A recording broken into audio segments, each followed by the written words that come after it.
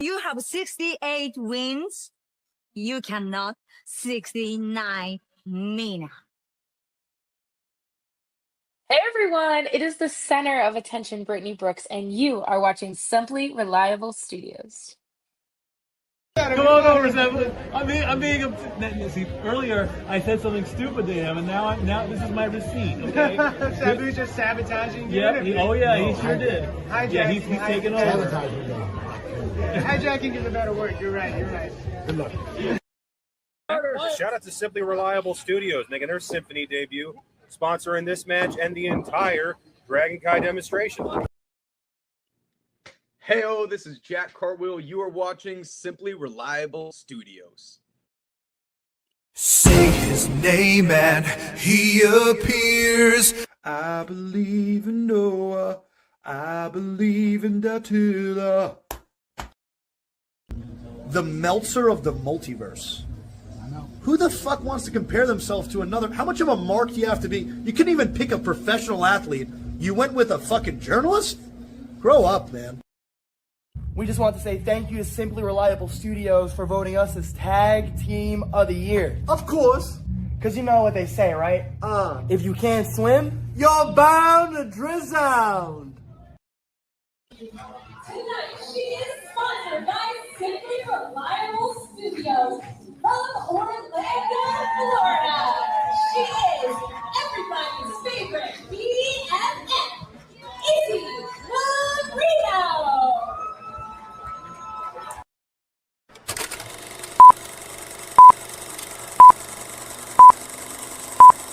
Get it? Got it.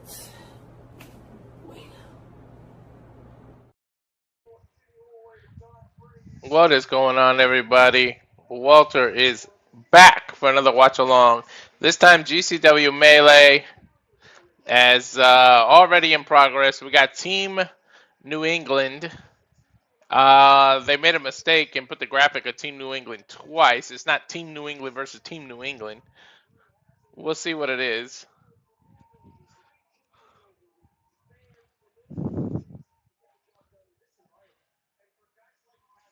I'm Mr. Reliable Walter Cruz. I'm waiting on Nick here.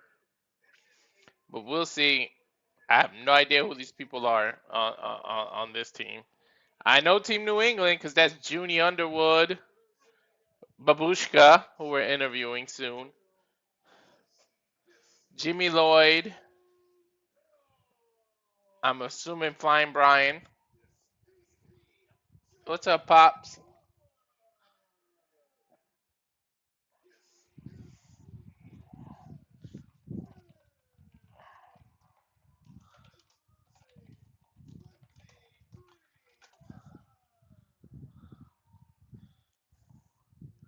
What's going on, Matt?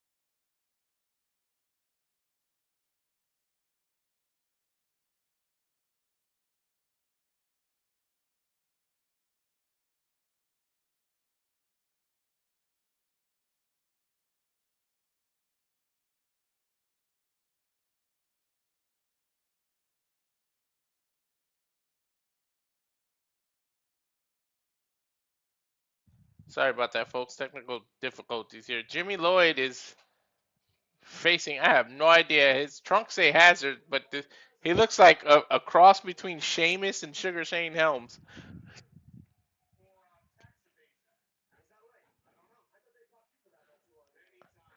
He's got Lakers shorts.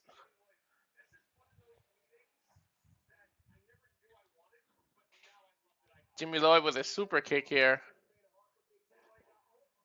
Running neck breaker. Now these are the people from yesterday. They just changed their name, their team name. They always do that in JCW, and they look like they're in some kind of gym because I see the basketball hoops in the background. Bigger ring than yesterday.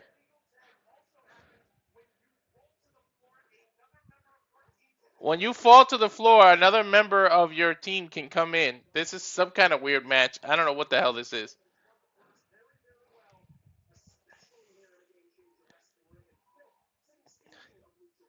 Jimmy Lloyd. Oh, it's a lucha rule match. Jimmy Lloyd's getting his ass kicked by Crawford right now. Bulldog there. Double cover, and he kicked out. Here's Babushka coming in. Jabbing both Doug and Crawford here.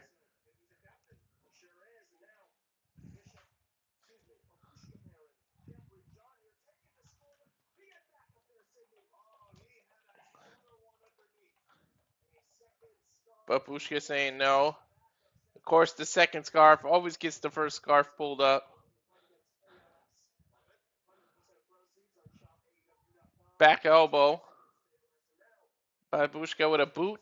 Rolling. Double bulldog. Got both of them.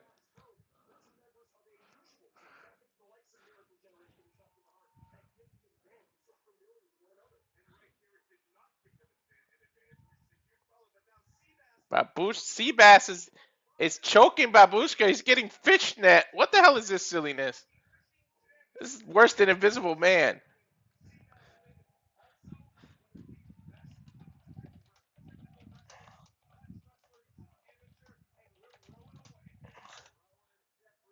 There's the rowboat submission that he did yesterday. Crosses Babushka's legs. Grabbed him. Ooh, stolen German suplex kick up. Babushka rolls out, which means another member of his team can come in.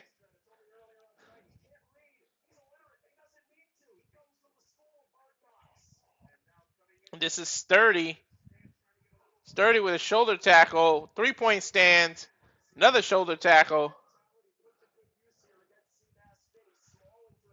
Sturdy. Seabass leapfrogs into his arms. Sturdy with a nice power slam. Takes the football from Junie Underwood. A literal football, folks. A literal football. Tosses it at Seabass and then spears him.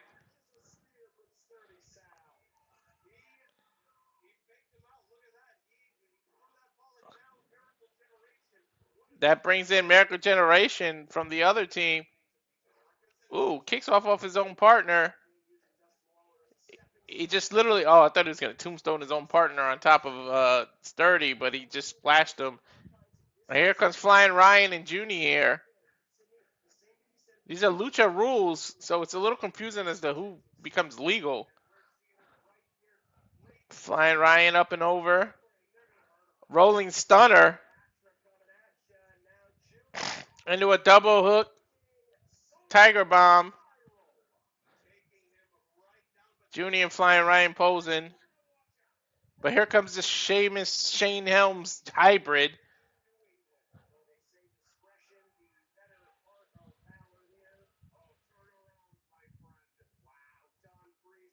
Turn around. Don Freeze is behind you, buddy. Don Freeze with the lip frog. Ducks under. Drop kick.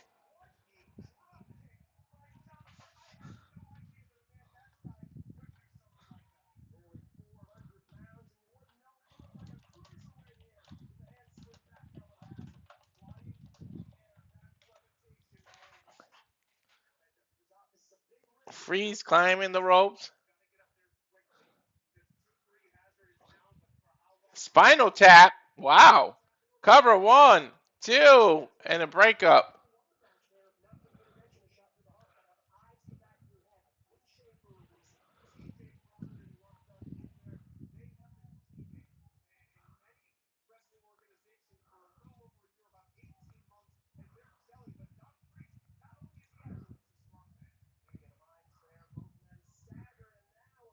Super kick.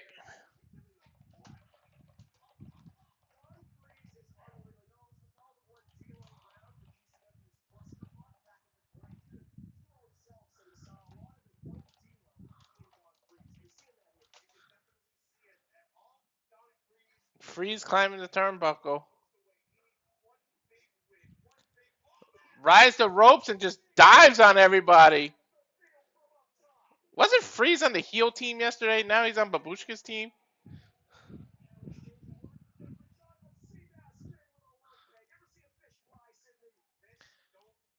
Seabass just flew. Now it's Junie's turn to fly. Here's the spot where everybody flies and take everybody else out. Here's Sturdy. Gives Junie the football. I don't know what he's going to do. Junie's holding the ropes. He dives and snatches the football at the same time. Shoulder tackles the whole crew. Now CJ back up. They throw confetti at him or paper machete. Now a double team tombstone on the apron.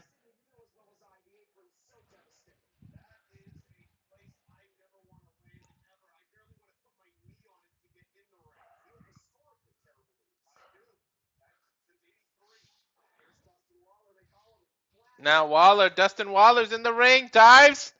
Ooh, Swanton over the corner, knocks everybody down. And that's a hard gymwood floor there, no mats. Everybody's taken out.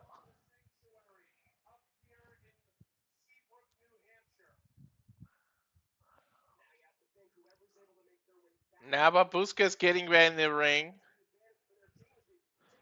Let's take another look at that suicide dive.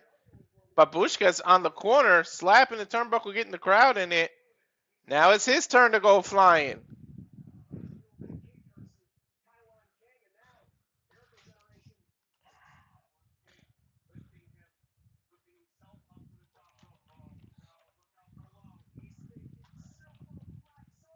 Superplex onto everybody.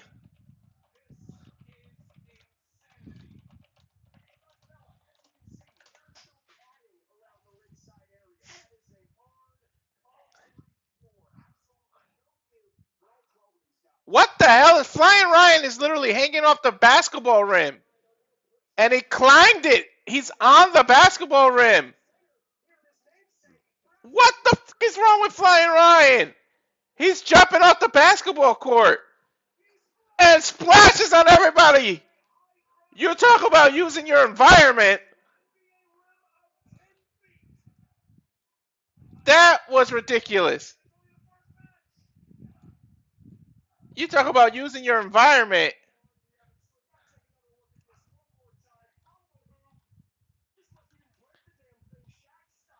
Wow.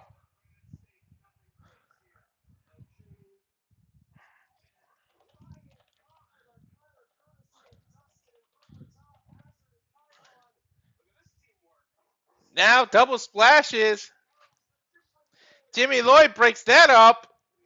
This is chaos. I have no idea the rules of this match.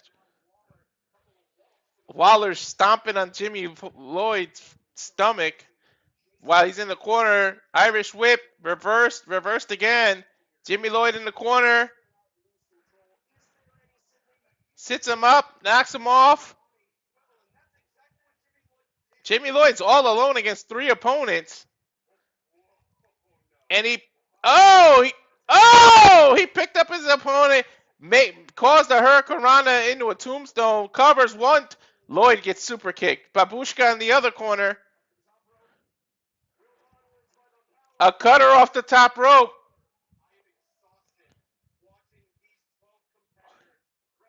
Now it's Seabass and Babushka. Seabass with a fisherman suplex. And I didn't do that pun on purpose. That's literally the move. Now Junie grabbing him. Neckbreaker to Seabass. Flying Ryan with that Swanton bomb combination. Cover 1, 2, 3. Team New England wins.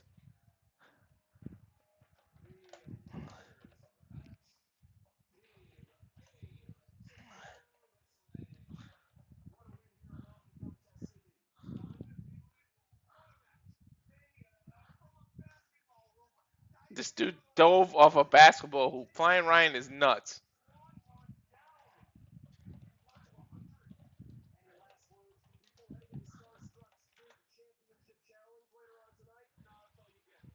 That was nuts.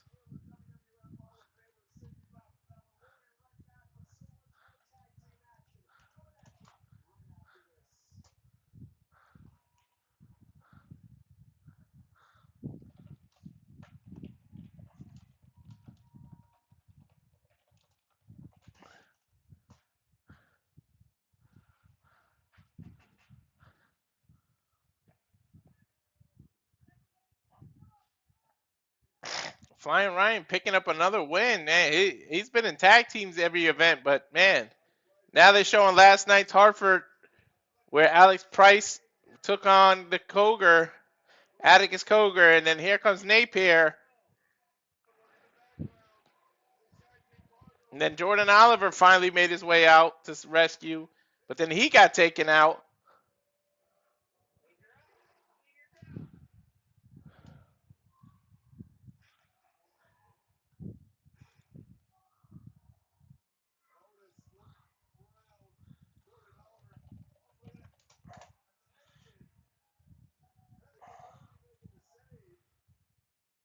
Made the save. Then Alex Price with that knee.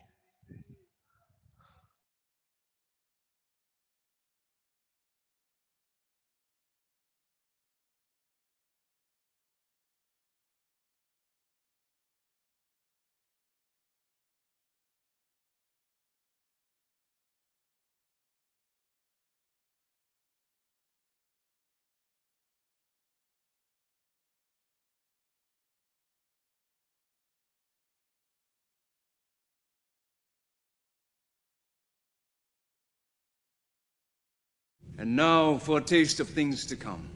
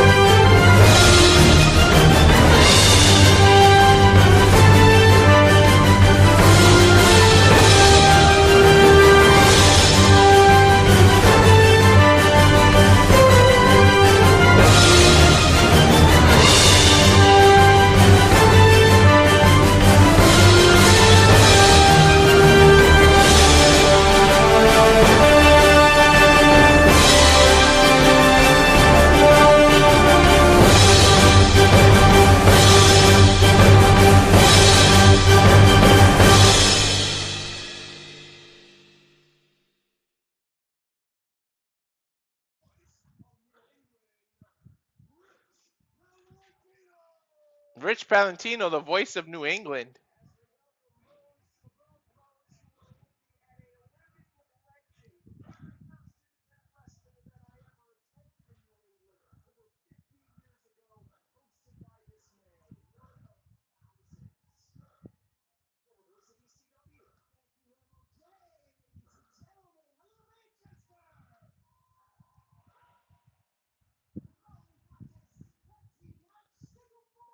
Another tag team match.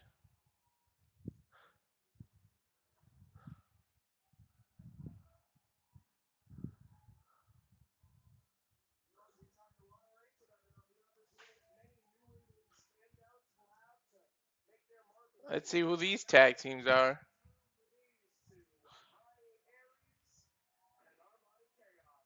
Monty Aris and Armani Chaos?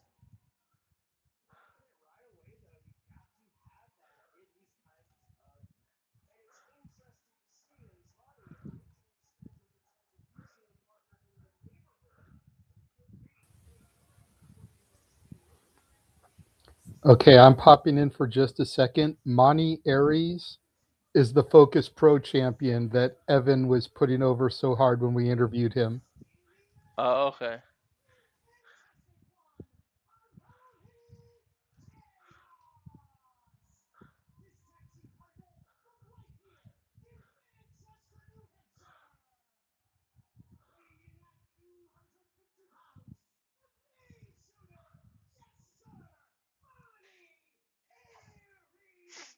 Monty Aries, I can see the Puerto Rican flag.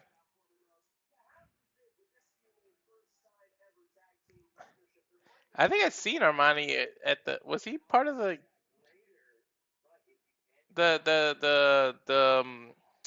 gay bash when we were in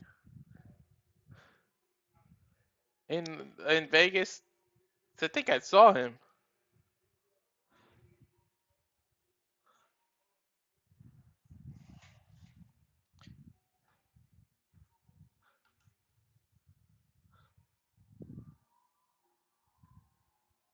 Oop. He's got go. They got to go against Vandal 48 there.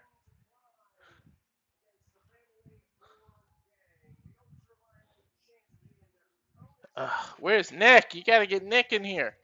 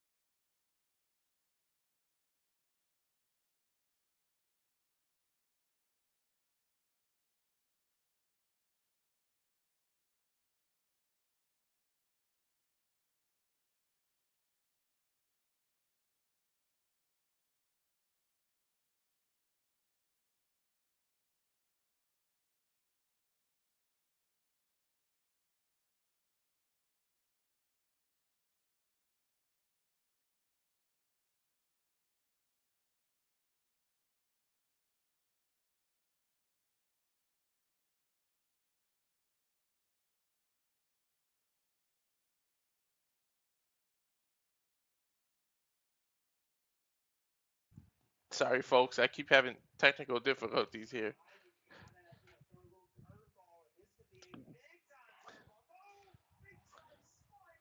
Now we got a spine buster by Cogar into a door or I thought that was the first time they used a table. That's just a different style wooden door. Chaos comes in but takes an elbow from Otis. Napier throws him into Otis. Powerbomb. Powerbomb, neckbreaker combination. 1, 2, 3. Double cover. It's over. Type shit. Vandal 48 winning. Now come on, Vipress. Please come out and beat them up from behind.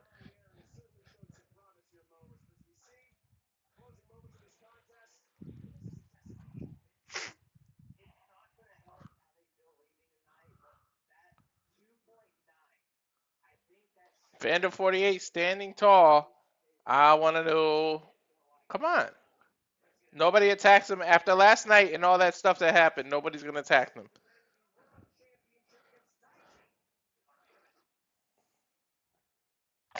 Showing some highlights because the main event, the title being defended against Dijak. Get to the video package.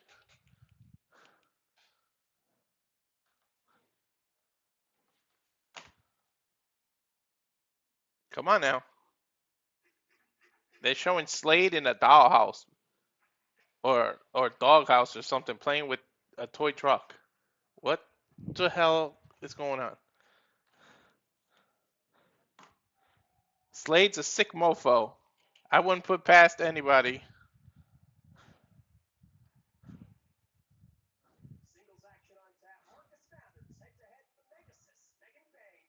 And Ryan, Flying Ryan liked my tweet about him using his environment. One fall.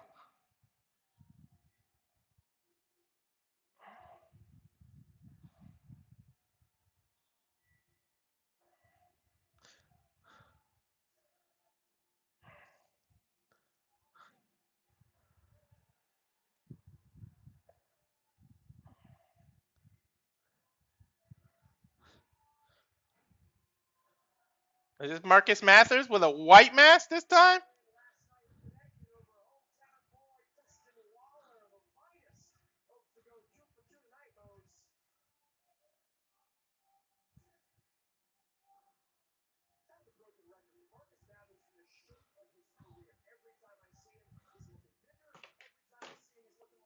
Marcus Mathers, these weird Ultimo Dragonish mask. I know JJ said he really doesn't understand why he comes out just for entrances, but that's just who he is. Slides in the ring. I kind of like this mask better than the blue one, though.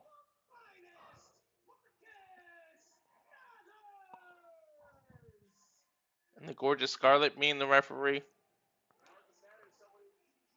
I can see Marcus Mathers being crazy and jumping off the basketball hoop too, but I don't think he want to risk it.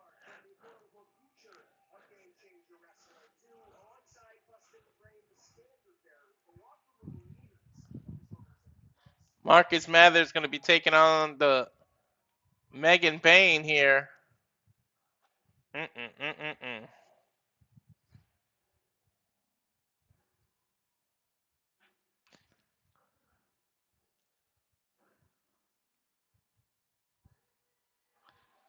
And there she is.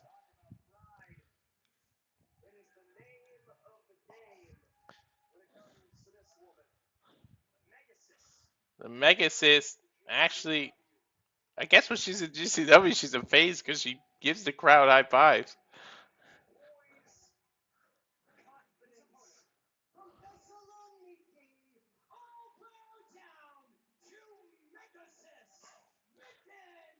From Macy's. She's from the Amazonian, man. She's made with the body of a goddess.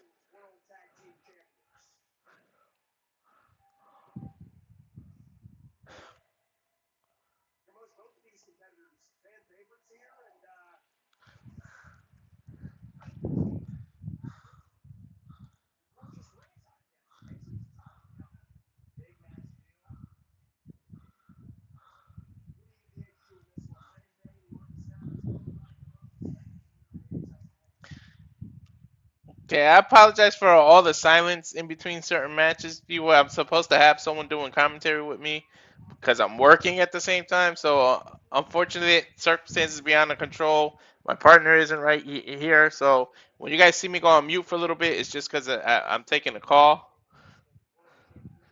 Multitasker.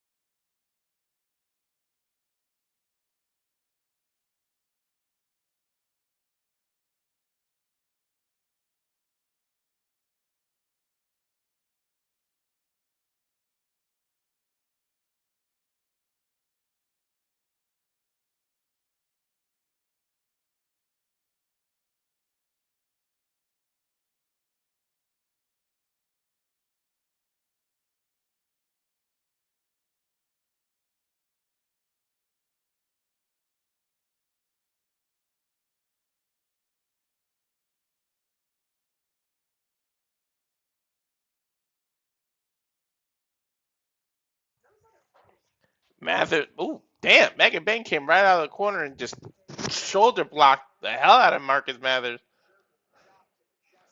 She even towers over Mathers. Launched him into the opposite corner. Don't move. That's a beautiful camera angle. Splashing. Double arm suplex or double underarm hook suplex. Kicked that lateral press, but damn, Mathers kicked out at one.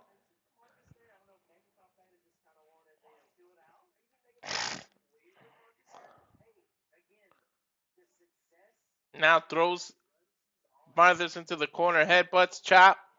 Or not headbutt, but slapped his head against the turnbuckle.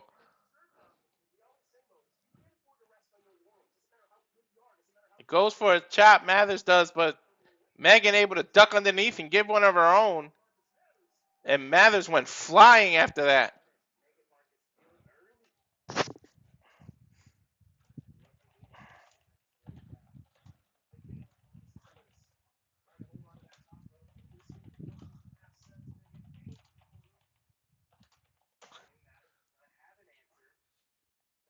Rolling kind of a Pele kick by Mathers.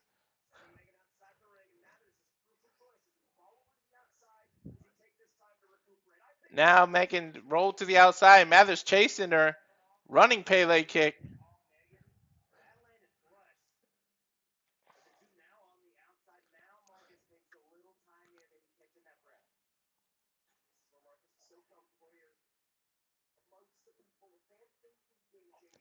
Fighting on the outside here is Megan and Mathers going at it back and forth.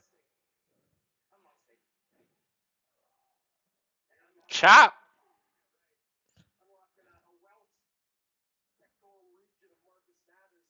Chop. Oh, yeah, and Mathers' chest pecs are red as hell. And now she literally has him on a chair that belongs to the audience member. He got up for them, and she's just chopping the literal shit out of him while he's on somebody's chair. Now throws him in the ring. His chest looks like freaking beat up red meat now.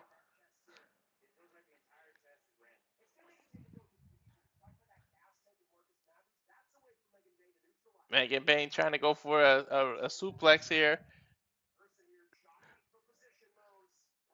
Mather, they're jacking for position, just both lifting each other up, but then reversing the suplex.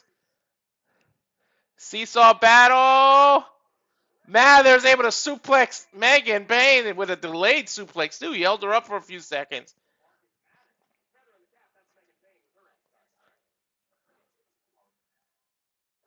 Now Mather's jumping and stomps on Megan's back.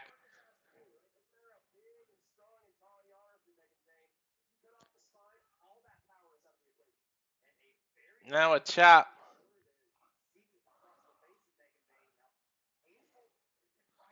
Right hand.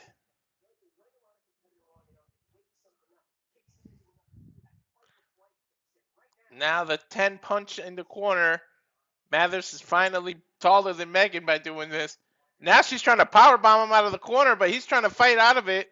She slips underneath his legs. Mathers jumps down. Back suplex. Got it.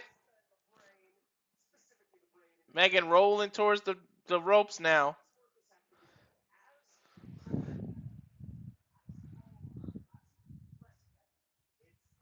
Hadley.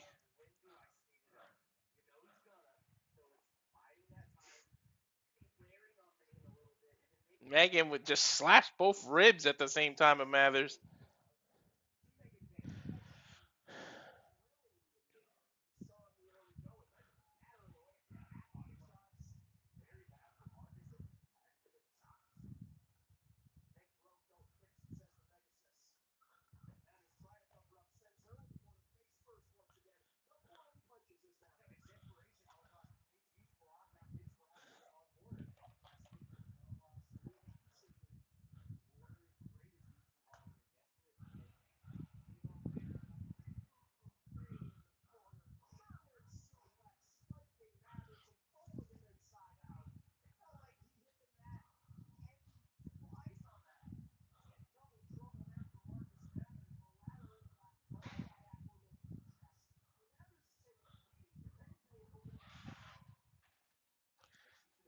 Megan charging,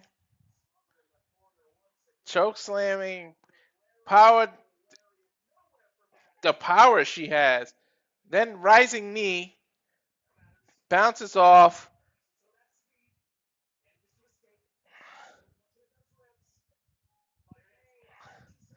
Now she caught him, threw her over his head, or over her own head. Now running boot. Caught it in the middle.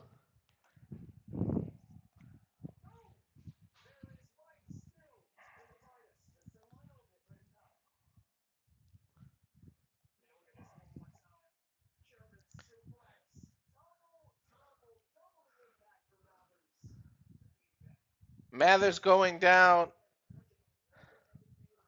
Megan Bayne picks him up. Sort of like the Death Valley driver position. Gets kneed, rolled up.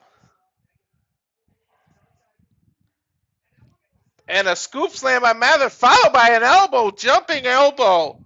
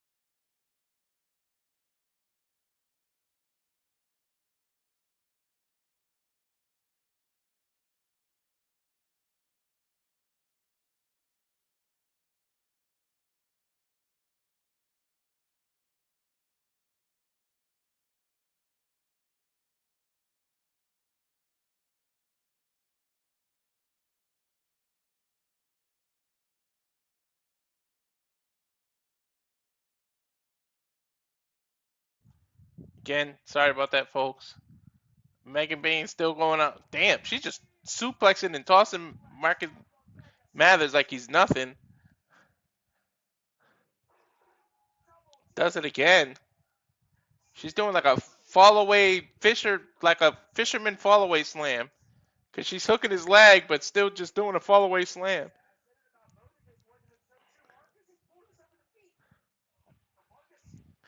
Marcus Mathers with a front drop kick up. Megan goes after him, diving clothesline. He ducks under, waist lock, German suplex release style. But Megan just got up and then dove with a diving clothesline. She's like not feeling anything Mathers does. Now tombstone power driver position. Mathers reverses, flips over. She flies forward and does a Hurricane Rana out of a tombstone. Now picks him up in the Death Valley driver position. F5'd him. Might as well call that the M5 for Megan Bayne. 1, 2, kick out.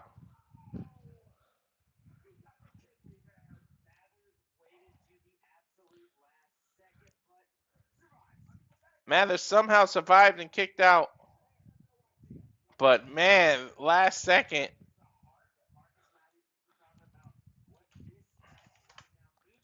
She used an M5, well, an F5. I'm calling it an M5 for her. But he kicked out of it.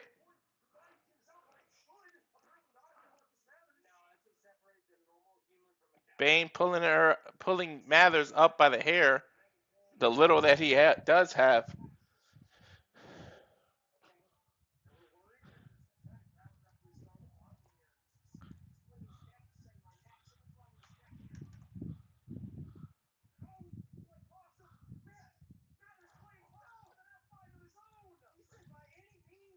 Now Mathers hits his own F5.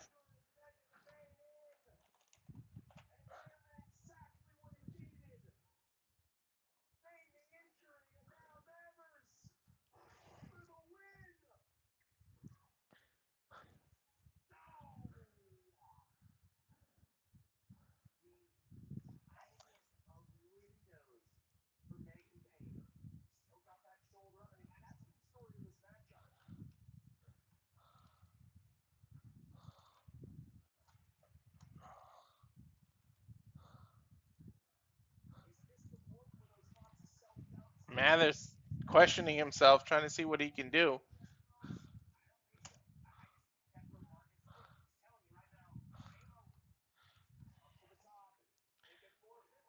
$450, nope, lands. Megan Bayne go for a spear, but she hit her head on the second turnbuckle, and then a hook kick by Mathers. Bounces off the rope, and then a front boot. Now here's a tombstone. Mathers slips out, roll over, lays down, bridges. 1, 2. Megan Bayne kicked out. Nice bridge by Mathers to keep that cover. And now a double knee.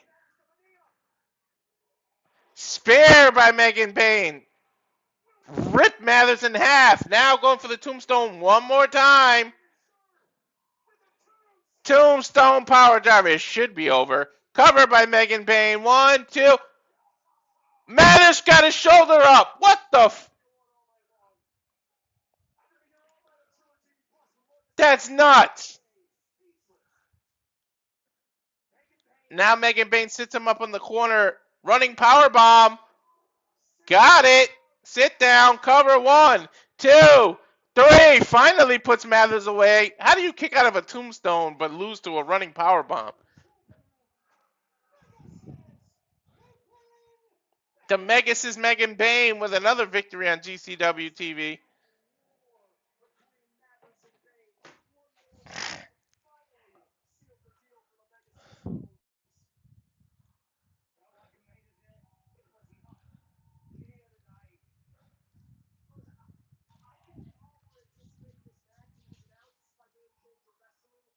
Megan Bayne able to pull away from New Hampshire. I almost said Massachusetts, but it's New Hampshire. With the victory. Hard fought back and forth. I still can't believe he kicked out of the tombstone, though.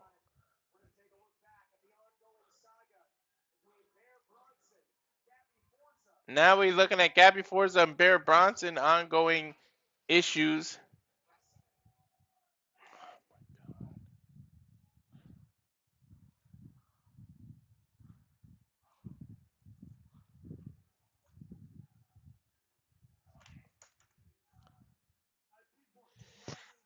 Yeah, I was waiting for a sneeze to come out before I finish it, but the ongoing issues with Charles Mason.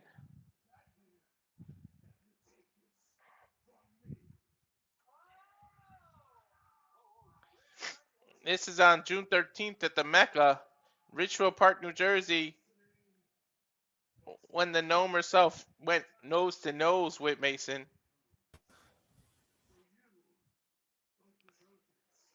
telling her she don't deserve this. I'll take my time with you. I will pick your bones and enjoy every single second of it. Because no one's going to stop me. And of course, Bear Bronson is the one that comes out to rescue his woman.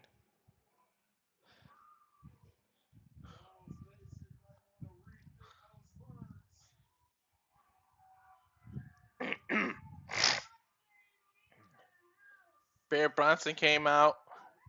Mason attacked him. But then obviously they double teamed her.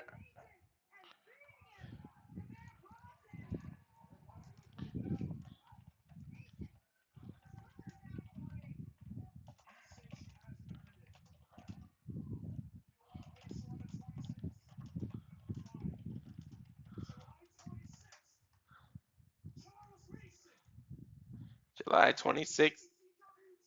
Charles Mason defends the JCW championship against Bear Bronson. And Mason just smiled. I think I missed that event, that Mecca one. Got a tag team bout next.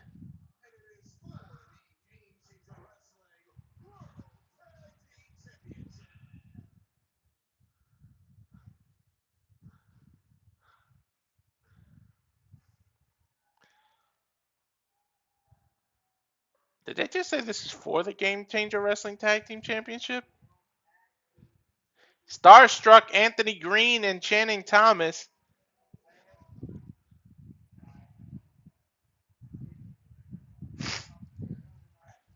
Bustah and the Brain. I don't think that they're going to lose tonight, but if they ever lose the title, it should be to KJ Orso and Stackhouse.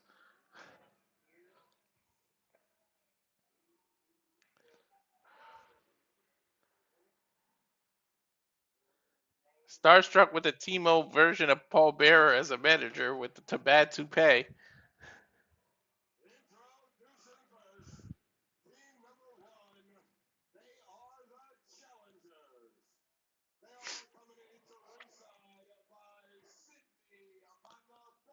Sidney Pacavella is his name. Snatches the mic from Emil. Emil, you need a tighter grip on your mic, man. Every time I see you, somebody snatches a mic from you.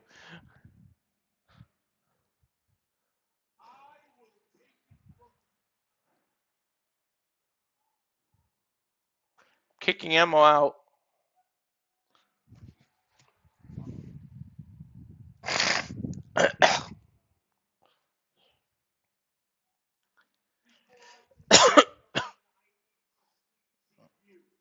Says, I need to speak to you. This is a real state for professional wrestling. We have what's called a commission. A commission that enforces rules. And this match under the GCW banner. And the rules are enforced. I'll fire. Oh, he's talking to the ref, not Emo.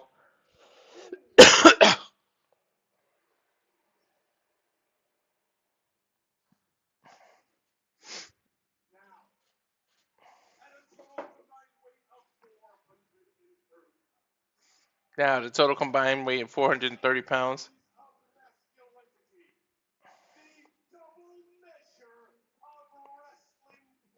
Double measure of wrestling pleasure. Kings of Spade. The House of Monte Fisto. How many nicknames are they going to have?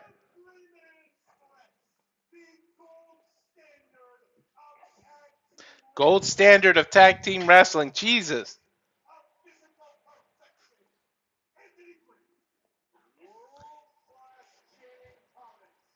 Anthony Green.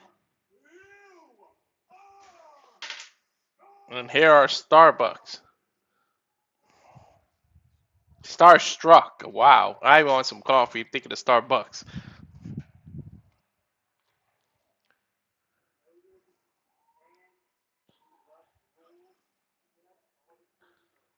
And here's the Wild.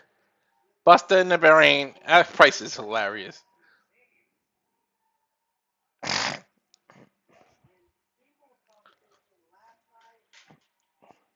We saw them last night in single competition, this time defending the tag titles.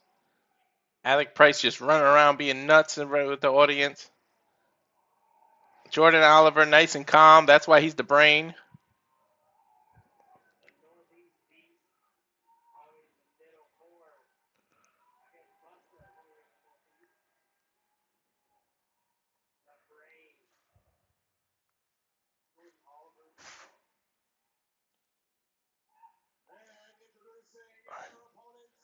Oliver and Price finally make it to the ring.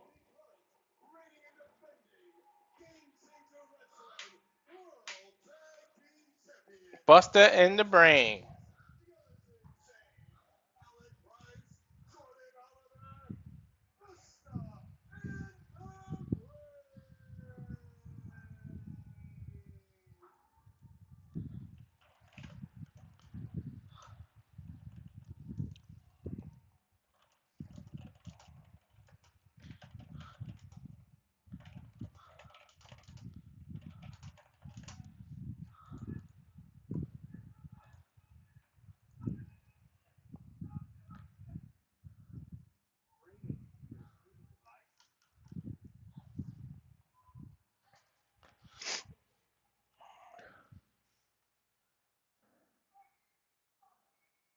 Get in, start the match. Jeez.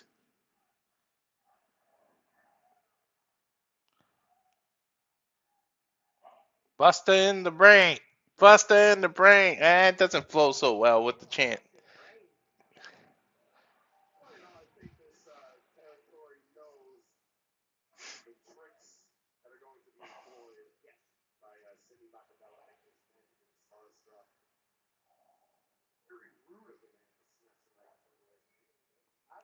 All right, looks like the Brain. Jordan Oliver's going to start for his team.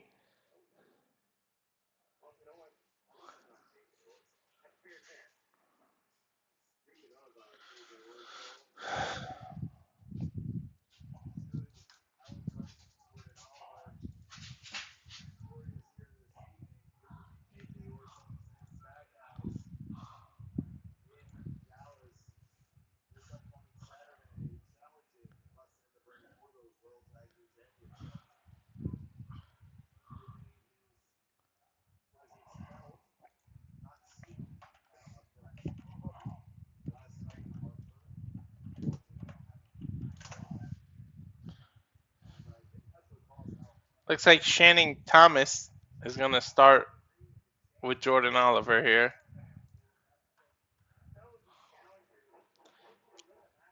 Collar and elbow tie up.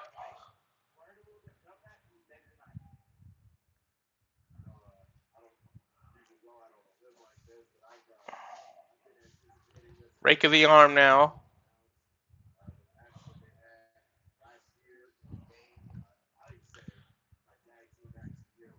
Jordan Oliver bounces off the rope and gets reversed, saying he's smart.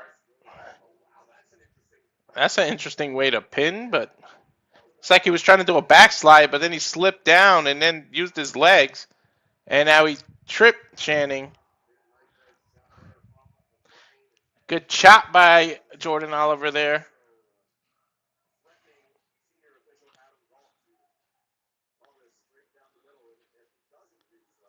Now double team bouncing off the rope. Nice elbow. Busting the brain with that double team. Springboard leg drop followed by a leg drop off the rope by Jordan. Cover. Doesn't even get a count. Thomas kicked out before the referee even kneeled down. Overhand right by Price. European uppercut. Irish whip reversed by Tan. And Green over there with a knee to the back of Alec. Alec turns his attention and Shannon came from behind. And then now Green just trips him. Tag. Shannon Thomas tags in Green now. Green with a running chop to Alec. Turns into an atomic drop into a cutter. Cover. Alec Price kicks out before even a freaking count. Green getting upset saying it was a 3. It wasn't even a 1.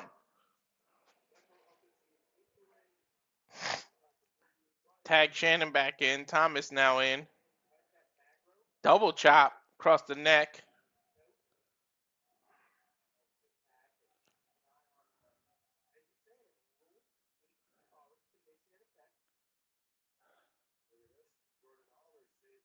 Jordan tagged in.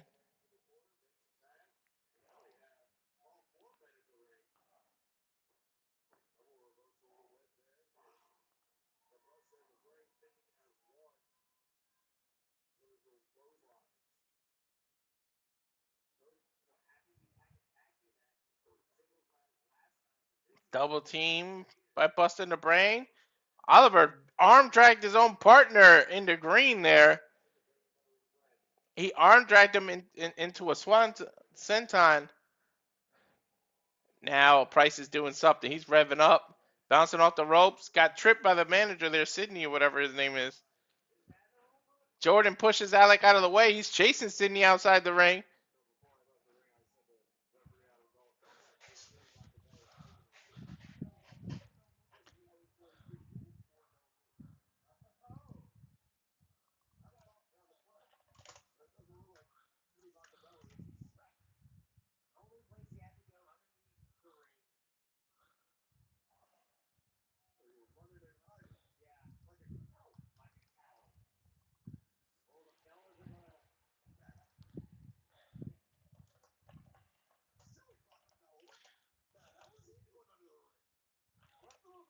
Who the hell was that under the ring? Little Joey.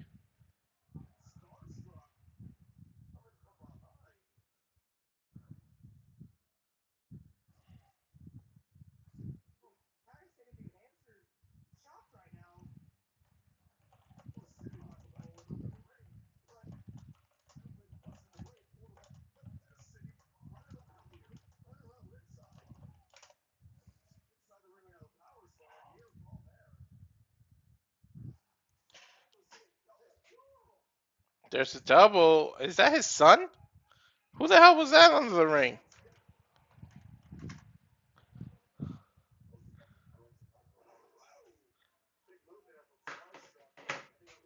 Starstruck with the double team, but Alec able to kick Jordan Oliver out.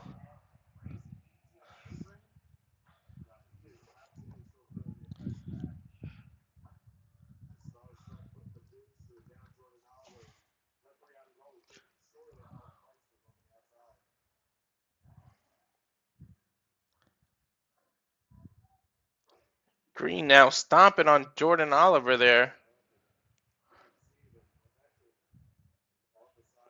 Now talking smack. That's the one thing you don't want to do. Don't fire up Jordan Oliver.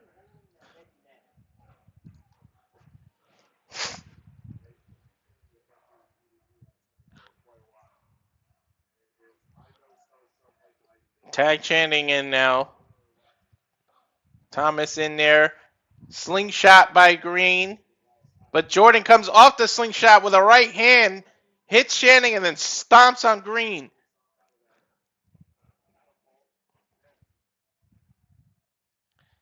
Backdrop by Jordan, takes Shannon Thomas out. Then Green trying to block him from tagging Alec Price in. Green cut off the ring. Smart tag team wrestling. Titles are on the line here. Green came on over and knocked down Price off of the apron. Now Jordan Oliver and Shannon Thomas doing battle in the middle of the ring. A splash by Jordan off of the rope.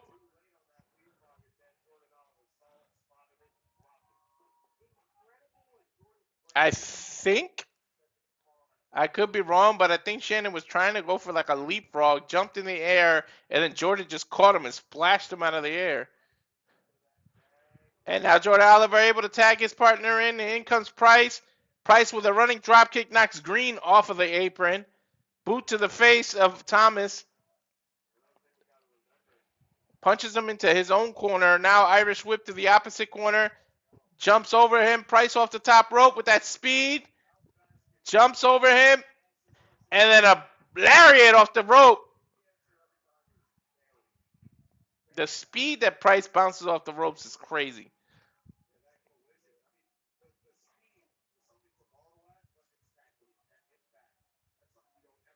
Price running. Drop kicked to Thomas in the corner. And Jordan Oliver did a lariat at the same time out from the outside. Gets a 2.5 count.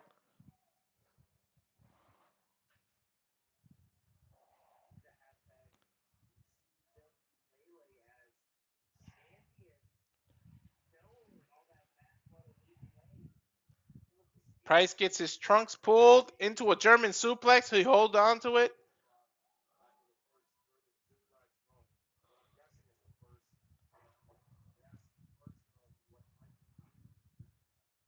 Might be Three Amigos German suplex style. Nope. Price rolls out of it, slides underneath. And then a Tiger suplex. Delivered by Price. Picks up. Shannon goes for suplex reverse. Fighting for position. And now it's Price in the air. Jumps over his back.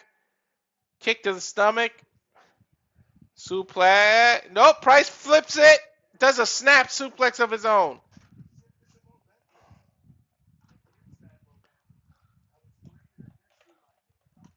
Price with beautiful momentum there.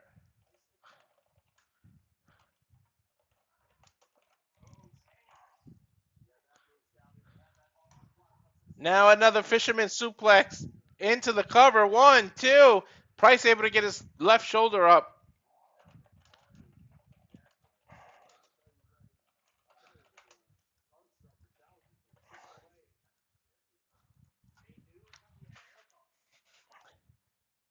Green now tries to do a back suplex, but Price rolled out of the way into his own corner. Jordan Oliver with a blind tag, now chopping Green into the opposite corner. Back elbow by Green, chop by Jordan, ran right into Green's boot. And then a freaking clothesline from hell over here by Jordan Oliver, hyping himself up, bounces off the rope into a super kick. Went for a suplex, flipped Jordan Oliver all the way over, bounces off the rope, but Jordan Oliver with his patented drop kick.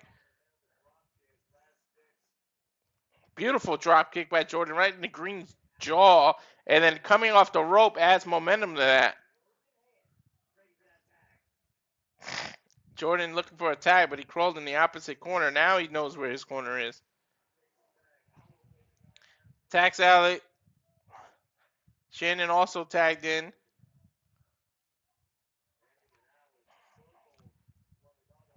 Hey, right arm, right hand exchanges now.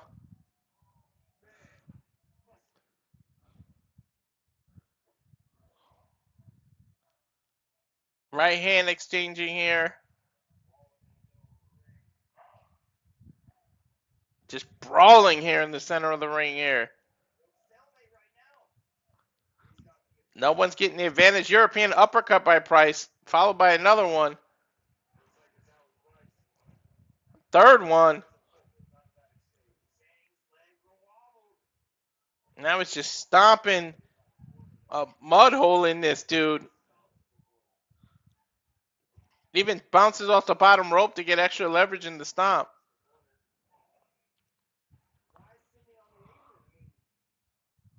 Turns around, the manager's on the apron there.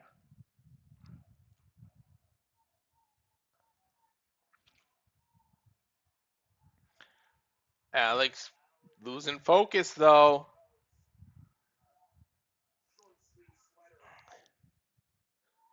And he ripped up the toupee. And now dancing with his hair in the middle of the ring. Throws it at Channing, and then when he caught it, he gave him a rising knee. Backslide. Reversed by Channing. Blind tag by Green. Price doesn't know what happened, so now they reverse into another backslide. They're jockeying for backslide position. Alec finally gets the backslide, but the referee can't count because it was a blind tag. Shannon Thomas backdrop into a powerbomb by Green.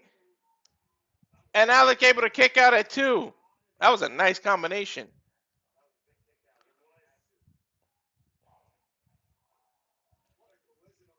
And on the outside of the ring, Shannon Thomas just ran and did a flying European uppercut to Jordan Oliver to make sure Alex can't get it, or Alec can't get a tag. Now Starstruck double team, side suplex, elbow drop double team, cover 1, 2. Price able to get that left shoulder barely off the mat.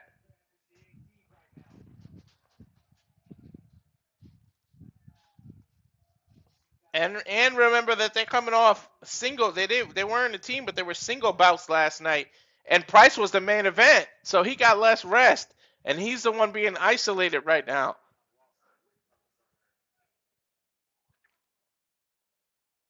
Starstruck picking Alex up. Double team here.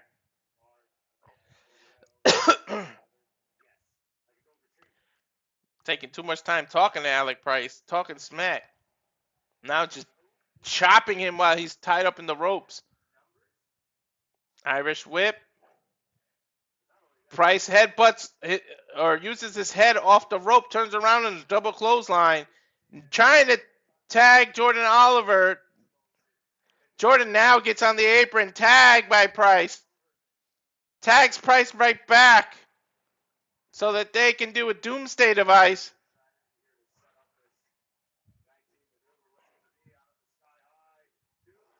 Doomsday stomp.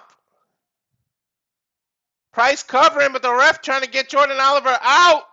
And Shannon just did an elbow and puts his part Green on top of Alec.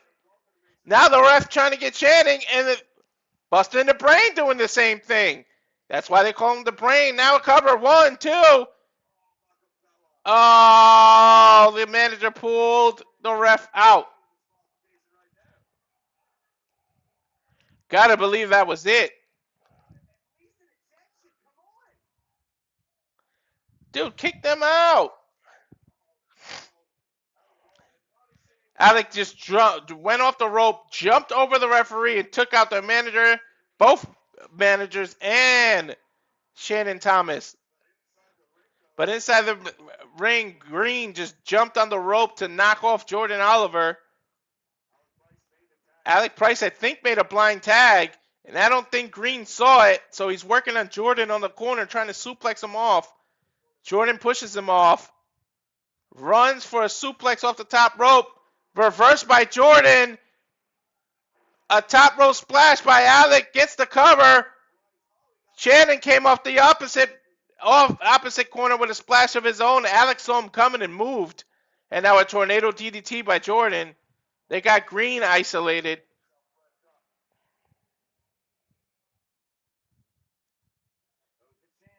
Up. I think they're going for that double team power bomb into the double team Styles Clash. got it. Alex rolls him over. Cover. 1, 2, 3. Off the double team styles clash. And still your tag team champions, busted in the brain.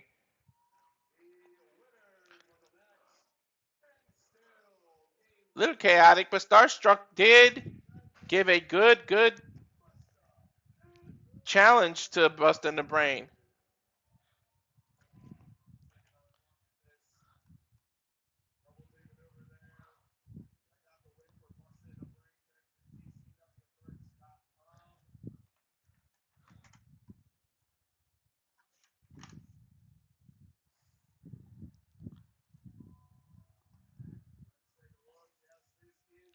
They're showing it now. It's 100% official since they retained the title. The Life of a Boss, Saturday, July 18th, 8 p.m. Central, Gilly, Dallas, Texas. They defend the tag title, busting the brains against KJ Orso and Sam Stackhouse. You know how I feel. I think Sam and KJ are going to walk away with the tag titles that day.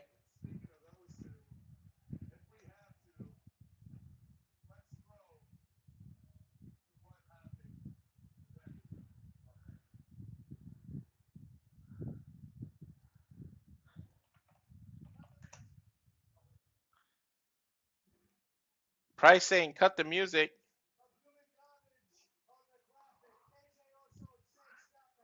He said get that human garbage off the graphic.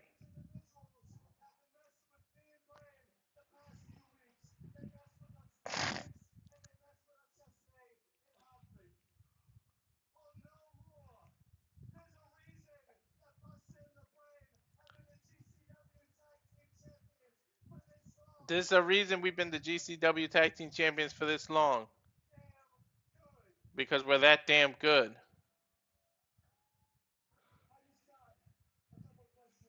I just got a couple questions for you too. Because I understand how Sam Stackhouse got in GCW. But I don't understand how you think you're an outlaw. And how this is all your company when all you do is politic. And we'll show you who the real leaders of the locker room are. Had about enough of you.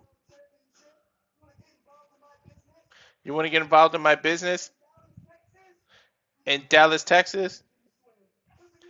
You either sink or you swim. And you know what happens when you get swim? You're bound to drown. As they say in our intro.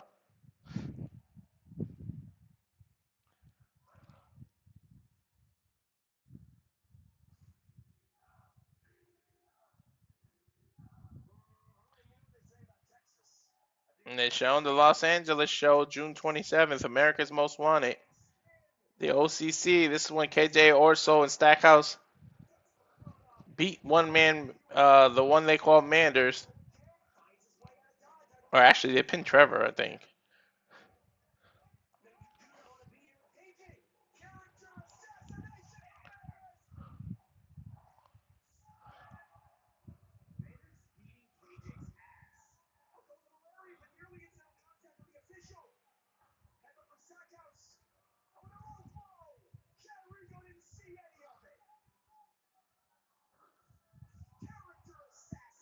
Yep, KJ used the character assassination to get the victory.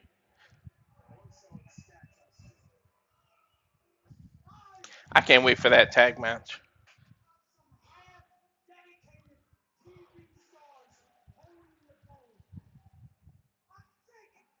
KJ saying he was sick and tired of some half dedicated TV stars holding the gold.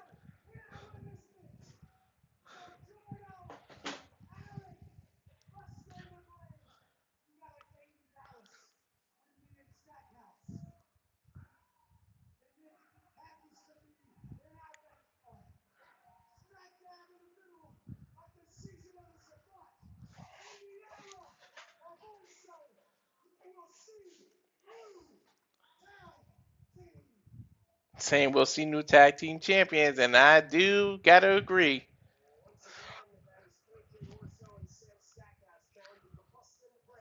I cannot wait. That's next Saturday. Singles match scheduled for one fall.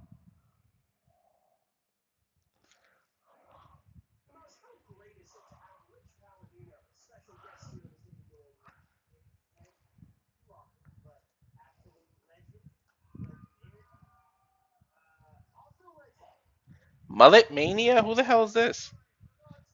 Mullet Man.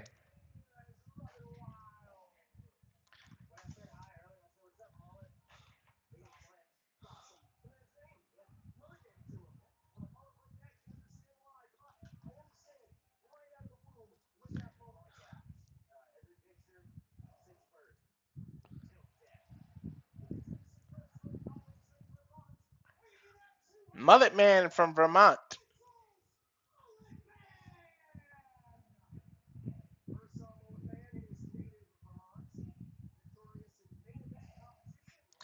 Oh, my boy CPA is taking on Mullet Man. I want to see Babushka and CPA as a team because Babushka keeps having multiple scarves. This dude has multiple ties and shirts. It would just be part of the gimmick. They could call the team BPA, Babushka PA.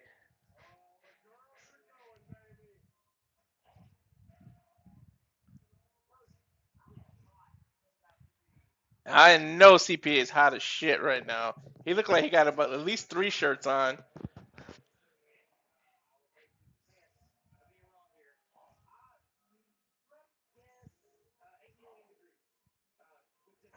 I know that dude's hot. And he's unique because he shakes your hand. He doesn't give a high five. He's a gentleman.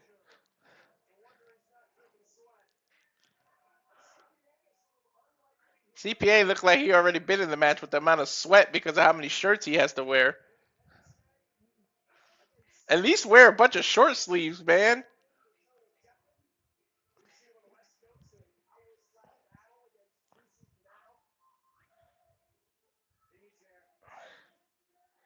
CPA asking a fan if he can use his chair to get in the ring. Yep. Grabbed off the chair.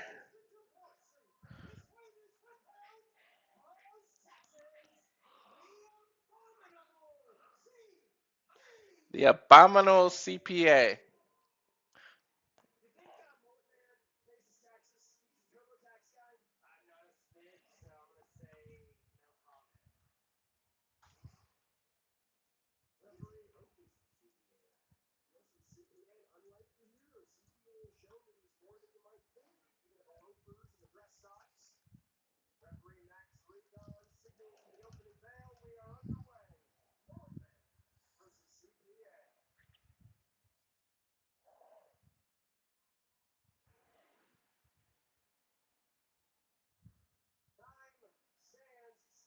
You gonna ring the bell or what?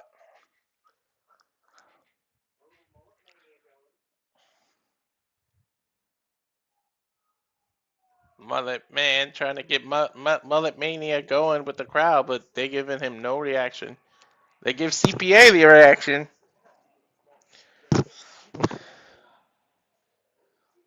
Collar and elbow tie up. CPA and Hulkamania. Sorry, Mullet Mania. Off comes the shirt.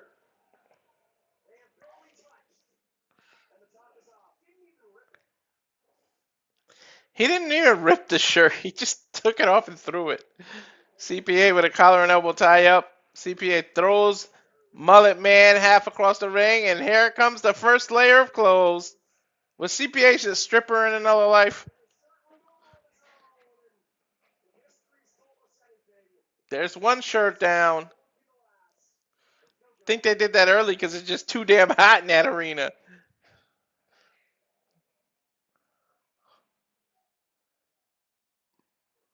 Mullet coming off the rope, shoulder tackle. CPA took it, didn't budge.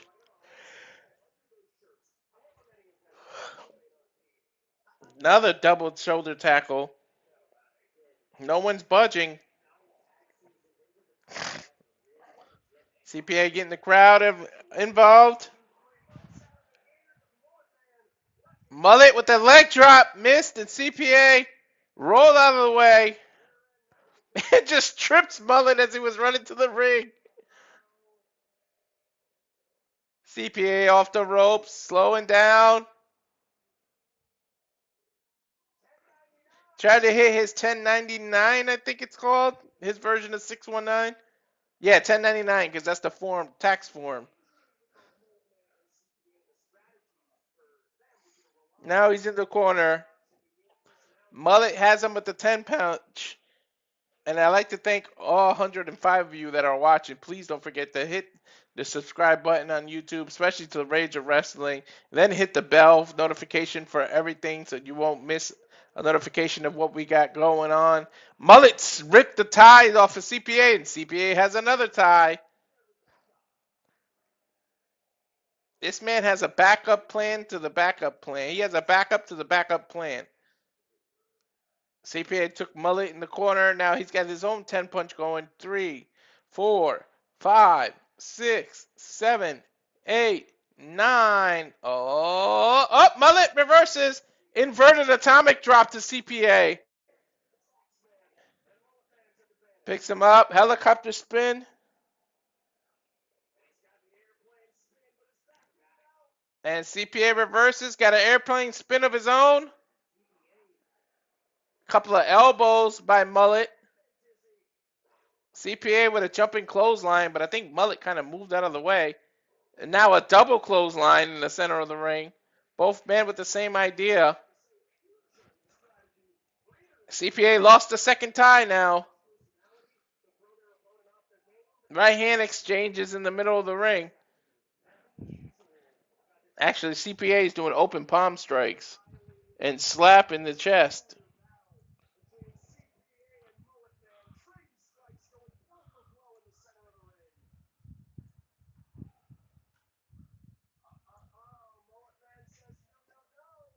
Mullet coming in.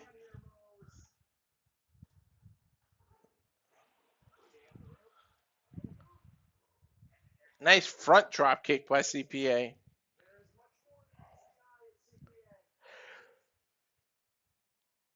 CPA re-clipping his tie.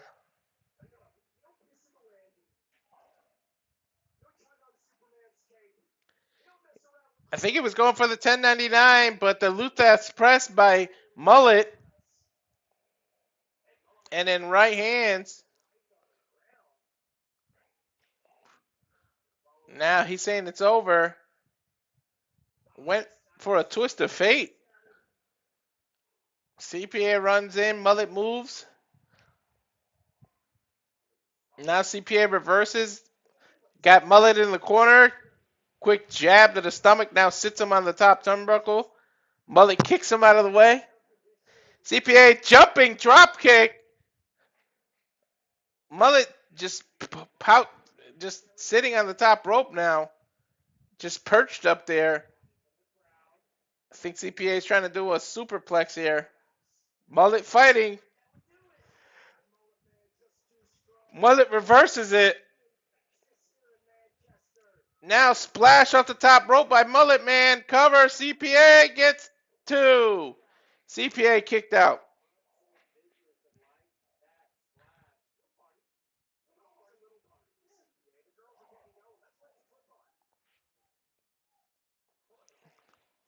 Mullet picking up. Another airplane spin.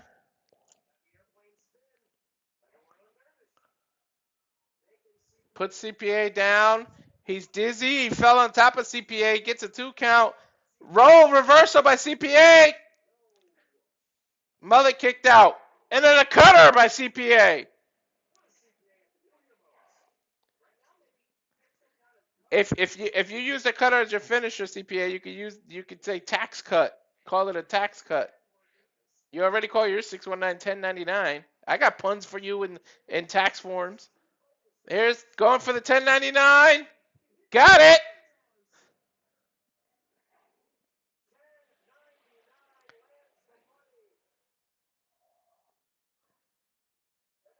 And now drop kick off the top rope. You can call that the W2. Cover 1, 2, kick out.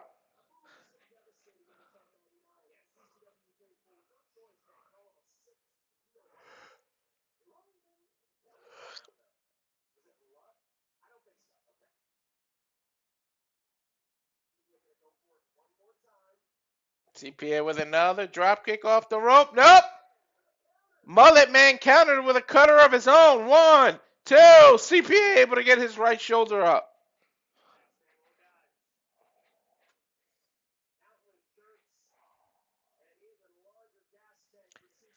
There's the big boot off the rope, which usually leads to the leg drop for Hogan. But CPA's hulking up himself. Took the last layer shirt off. And now a Death Valley driver. Cover 1, 2, 3. CPA able to take the victory.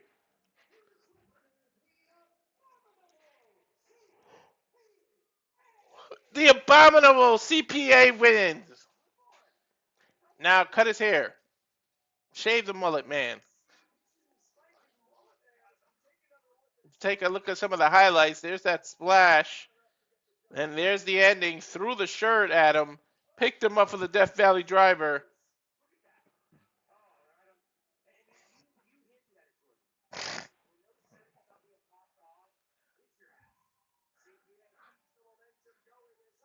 CPA got momentum going. That's about the third victory in a row of the last 3 events I've seen him in.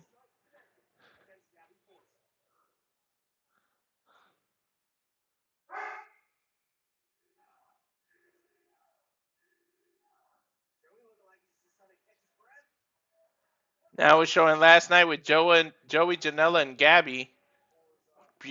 Great match. Joey just having bad luck lately. That moonsault, I thought his knee hit Gabby in the face right there. Then you see this avalanche power slam that took Joey right out. 1, 2, he kicked out. And then that spear from the stage to the ring. And Joey kicked out again. Then there was that Death Valley driver, which he hurt his own knee when he delivered it to Gabby on the apron. Then there was that spear off the rope. And then that Michinoku driver style move got the 3 on Joey Janela.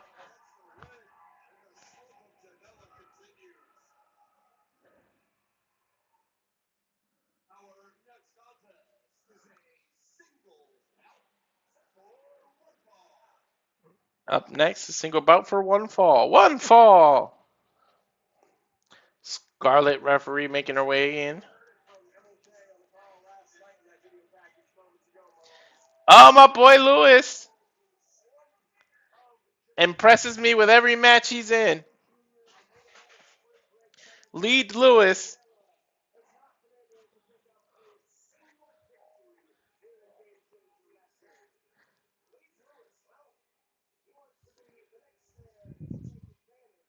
Look at Leedz Lewis's chest from last night. Holy shit.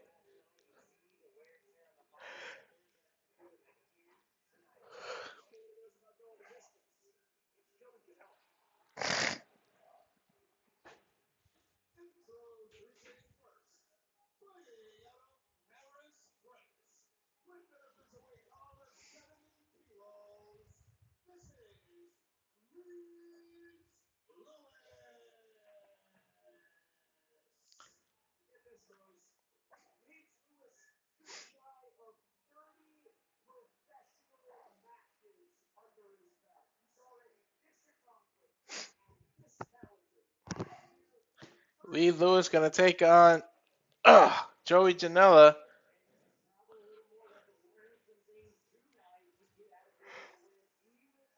Does Joey losing streak continue?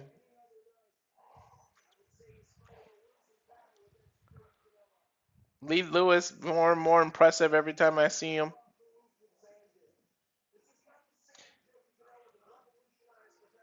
Joey Janela might be having a lot of losing efforts lately, but I can never call him a loser if you know who he's dating in real life.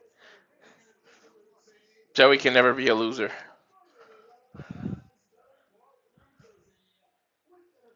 What the hell kind of ring entrance was that, Joey? He just literally rolled through the ropes and flipped over.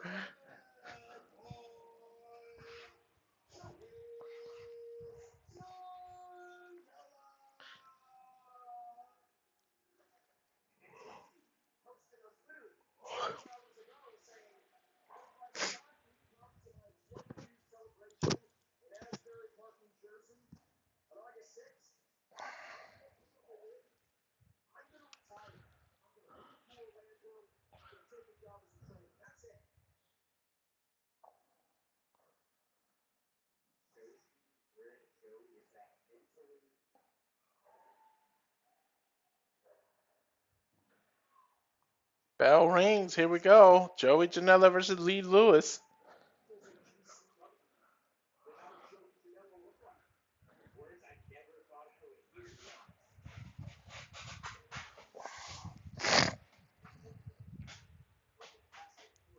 Collar and elbow tie up. Waist lock by Joey. Lewis trying to reverse it into a hammerlock. Snapmare takeover by Joey. Into a sleeper.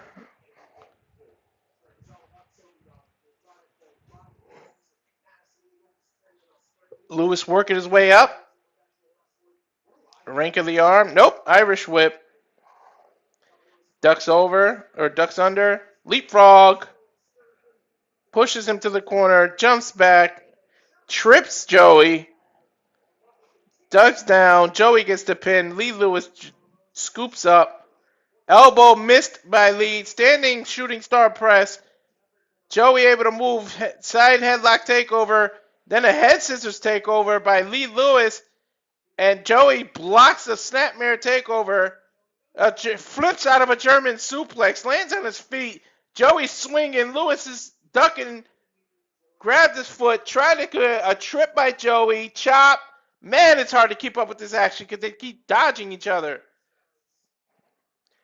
Joey caught Leedz Lewis off a spinning and then power bombs him to the ground. 1, 2.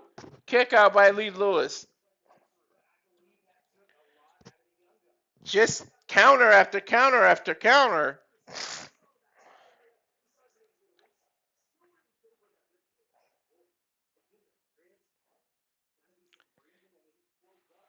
Chop by Joey. Chop by Joey. Please slow it down. Jeez. Snapmare takeover. Bounces off the rope. Sliding clothesline covers. 1, 2. Kick out by Leedz Lewis.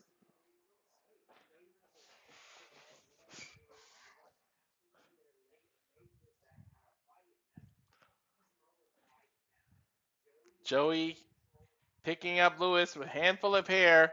Reverse. Joey gets tossed to the outside of the ring.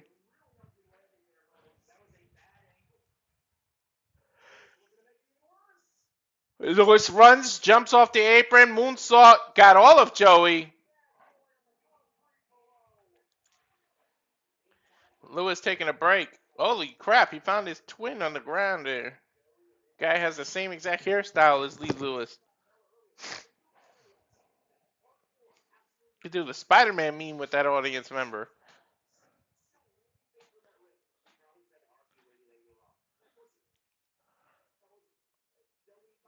Lewis rolling Joey Janela back in. Now rolls himself under the rope. Joey charges at him. Drop toe hold by Leedz.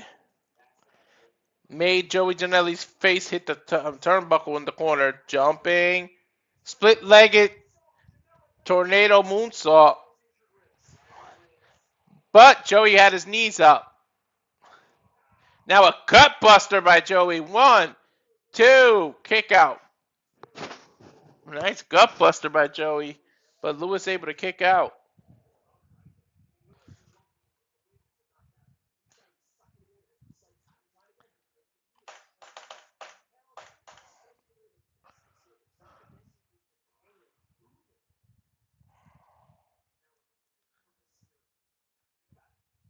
Joey with his punches to the body here. Pulls Lewis out of the corner, rinks an arm into a back suplex. Oh, backbreaker.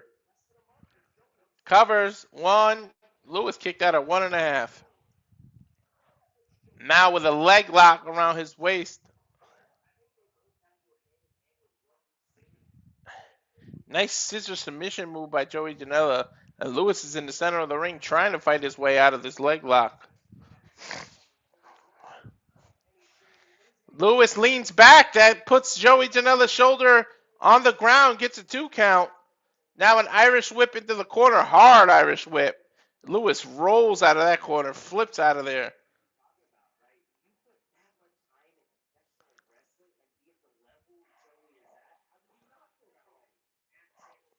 Joey with an axe handle to the ribs. He's focusing on Leedz Lewis's ribs because of the match he had last night. Joey calling for a 450. Lewis meets him at the top rope there. Lewis with a couple of elbows while they're both up there. Looks like he's trying to do a standing hurricanrana. Yep. Hurricanrana off the top rope. Launch Joey Janela.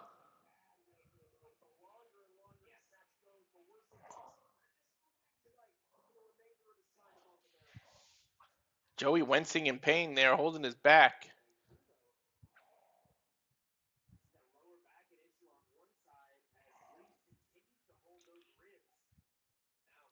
Right hand by Joey, blocked by Leedz. Lewis now getting an upper hand with rights of his own. Nice forearm to the chin, ducks under a clothesline by Joey, bounces off the rope with a rising enziguri. Joey Janela right to the ribs again with a gut punch. Now sling blade by Leedz Lewis. He throws Lewis off the ropes. Tilt-a-whirl DDT by Leedz Lewis.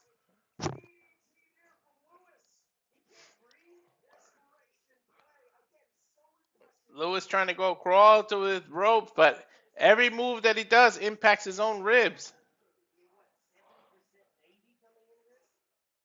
Now jumping off each corner, moonsault, but that hurts yourself. 1, 2, kick out by Joey Janela.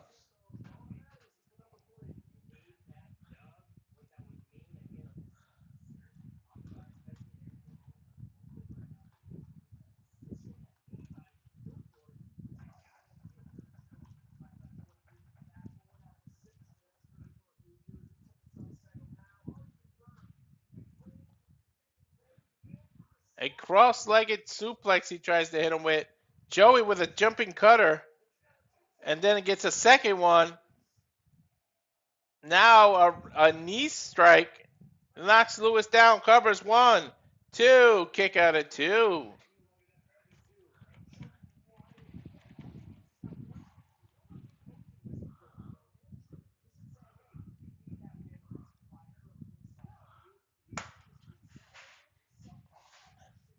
Take a look at that double cutter into a knee.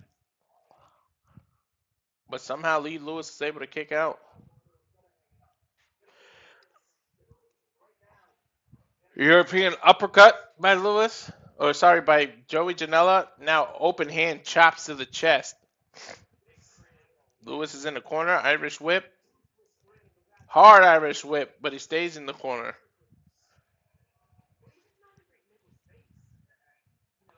Joey from one corner to the other, dives, but misses. Rising enziguri by Leedz Lewis. Now he's climbing the ropes. Springboard into the Death Valley driver. Nope, ducked out of it. Poison Rana. But Joey gets right up. The Tiger suplex, snap Tiger suplex. But now Leedz Lewis gets right up and then just knees him in the back of the head. But now Lewis, feeling the effects of earlier, can't capitalize and cover.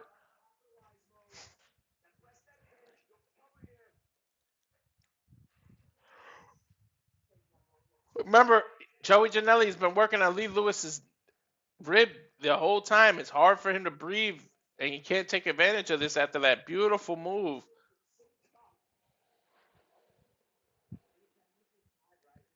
Looks like Joey Janela gets a second win. He gets to his feet first. Chops Lewis standing in the middle of the ring. Turns him all the way around. 180s him.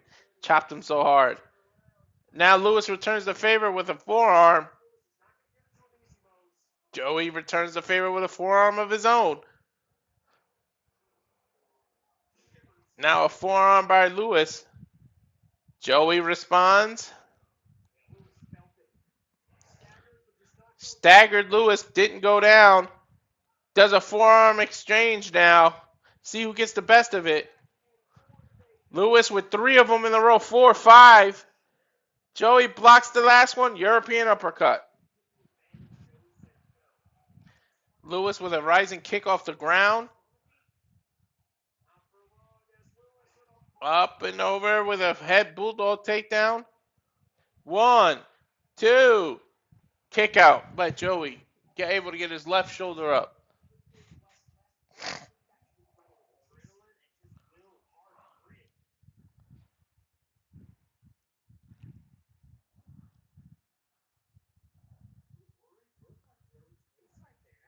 Joey picks up Lee Lewis. Death Valley driver. Cover, center of the ring. Scarlett goes 1, 2. Lewis able to barely get his right shoulder up.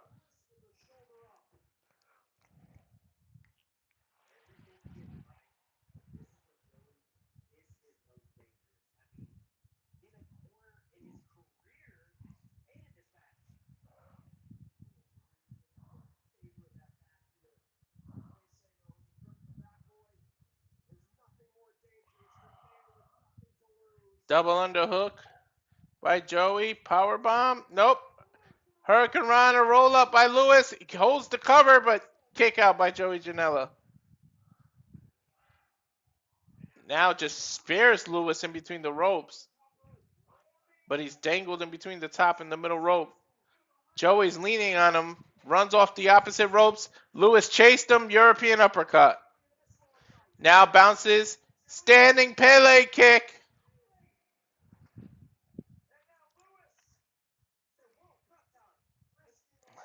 Lewis, somersault kick. Skins the cat, leaning off the rope.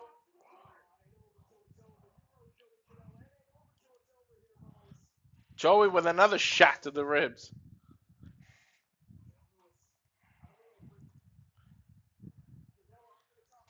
Janela to the top rope. Chop to the chest by Lewis. Lewis springboard. Janela off the top rope with a knee. Covers 1, 2. Kick out by Leedz.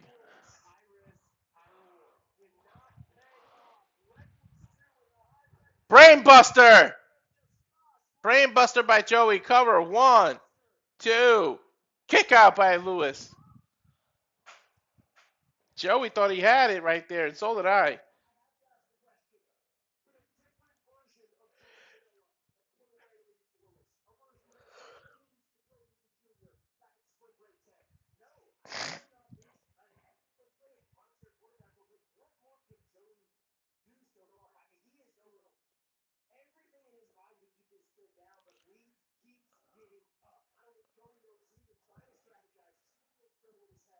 Joey package power bomb. Leedz slips out from underneath. Backslide.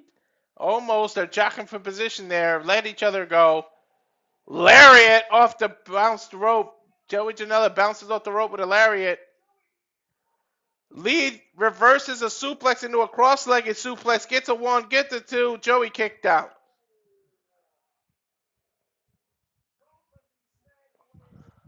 Both men spent trying to hit each other with the biggest moves to end it, and the other one just keeps kicking out.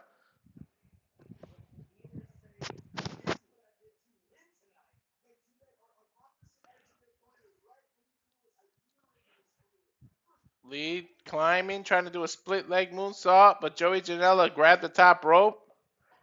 Has him in a tree of woe position. Nope, he picked him back up. He's going to do a super backdrop off the top rope. Right now he's headbutting him.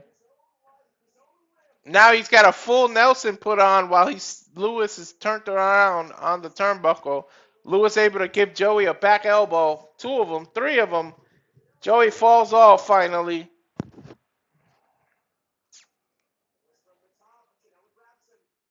Janela trying to grab Lewis while he was on the rope, but he slipped off. Now back and forth forearm exchanges. Joey's in the ring. Lewis is on the apron. Lewis holds Janela hand. Springboard destroyer.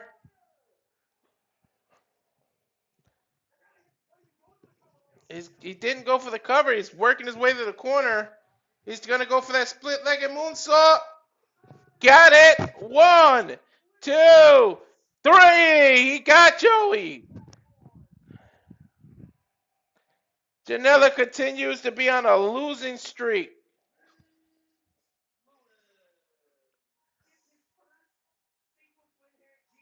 Leedz Lewis with his first singles GCW win.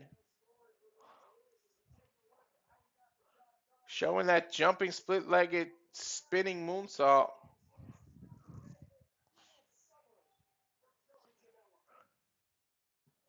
'26 is just not Joey Janela's year. It all started when he lost to Brody Lee.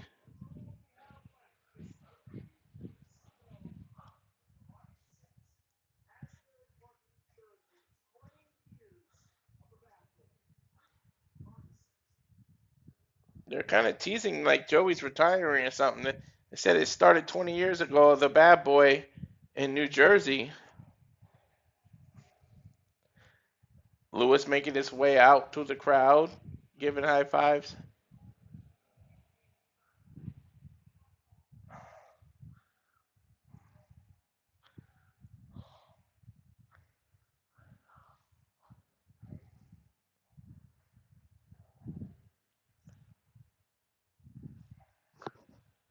Man, look how red Lewis's chest is. Now you can see Slade just walking around. No shirt on, just walking around New Hampshire.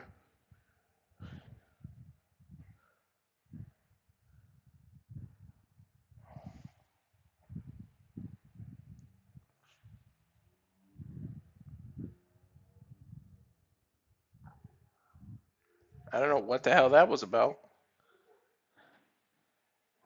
Now we're showing last night with Christian Napier versus Anakin Murphy. That was that German suplex into the door where his arm got stuck in the barbed wire. And then Anakin back suplex through the plate glass. Then it got twisted right through that glass. I think this was the coffin drop that he hit. No, this is when Otis Cogar choke slammed him through the two tables.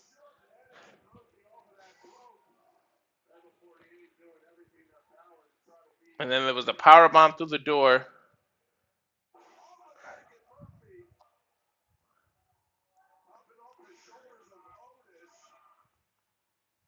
This was a good match last night.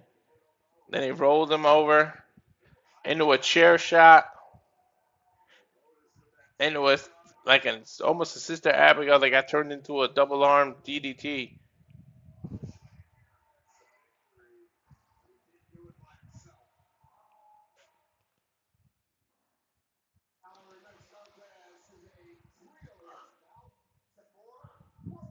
We have a trios match next.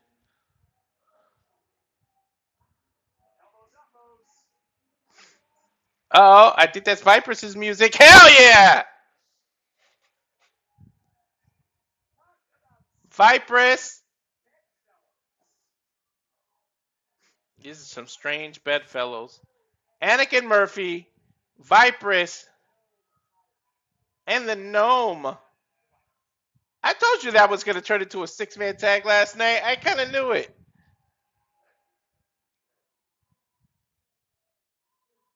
Well, a Savannah 48 already fought, so it's not going to turn into that.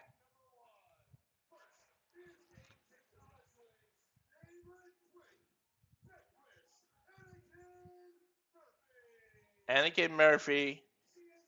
Oh, wait, this is a trios match, so this is a triple. So wait a minute. So they're opponents, but they came out together? Oh, no, they're going to fight Mason. Okay.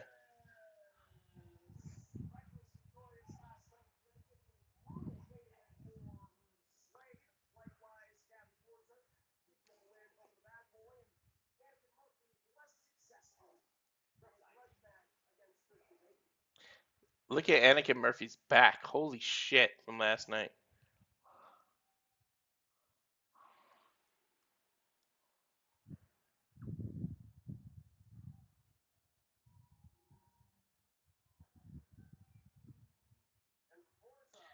Slade and Mason coming out together. Boy, are they two peas in a pod with their crazy asses. Look at Slade's forehead. My God, from last night.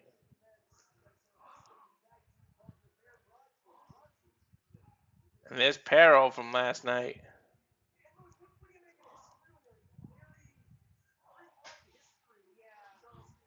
Parrow not so successful last night. Mason was totally pissed at him.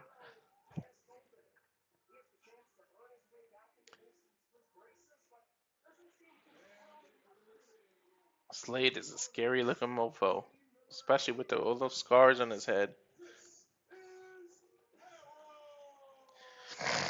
Man, you talk about unfair advantage. Look at the size of Parrow and Slade, and it's Vipress, Murphy, and Gabby on the other side. Gabby is literally the biggest person on the other team. That's crazy.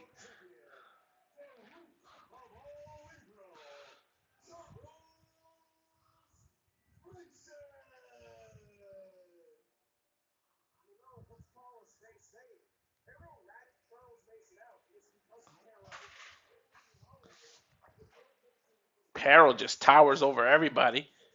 Parrow makes Slade look small, and that's not an easy task.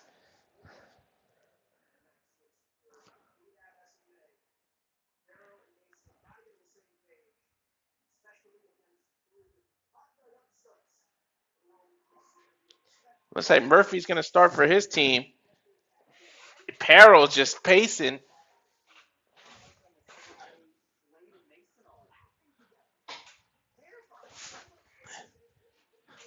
Slade finally gets out. Is Mason going to get out? It's going to be Parrow and Murphy.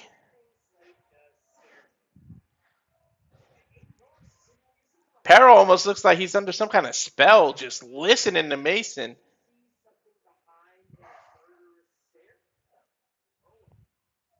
Yeah, Charles Mason does look like a freaking cult leader. Ring the bell. Parrow versus Anakin Murphy. Height and weight advantage, of course, to Parrow. Anakin bounced off the rope, tried to do a clothesline. Didn't even phase Parrow.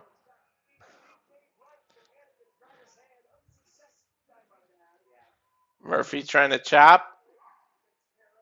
Parrow standing there waiting for it. Bounced off the rope. Did a crossbody. Parrow just pushed him off.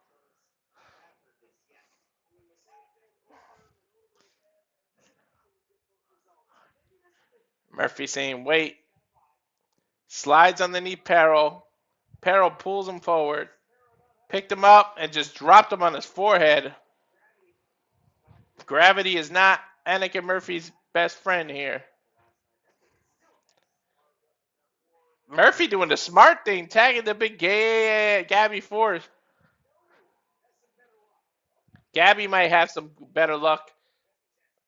She's chest bumping Parrow. Parrow just pushes Gabby into the corner and then splashes her. Tells the crowd to be quiet while he just chops her. Parrow Irish whips Gabby to the corner, but she comes out of the corner with a clothesline that actually took Parrow off his feet, but he got right back up. And Mason blind tags himself in. Mason coming in slowly, methodically.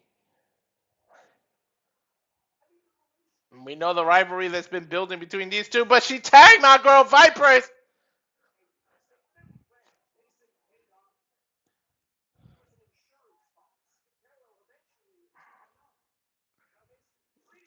Ducked under Vipress with a waist lock.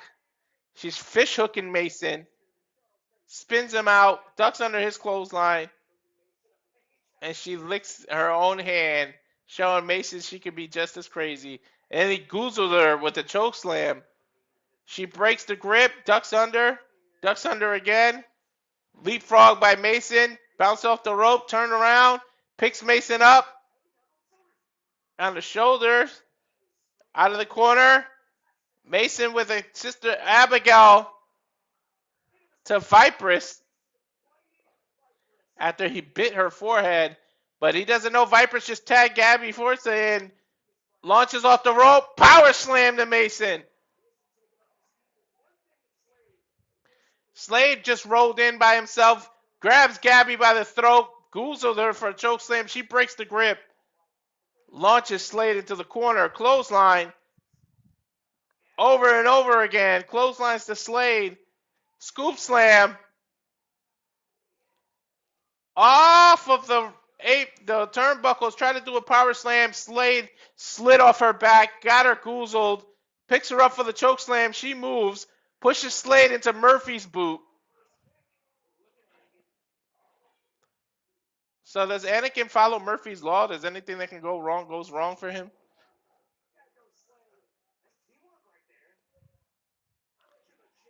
Scoop slam. Now, wow. Gabby picked up Murphy over her head and then splashes him on top of Slade. Double cover. Gets a 2. Slade rolls out of the ring. Parrow comes in. Clotheslines. And bulldozes his way over Murphy and Gabby and then just knocks Vipress off the apron.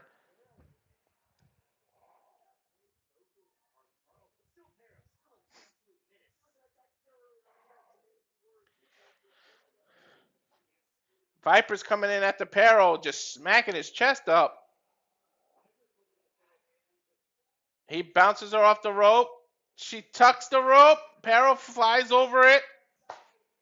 Damn fly.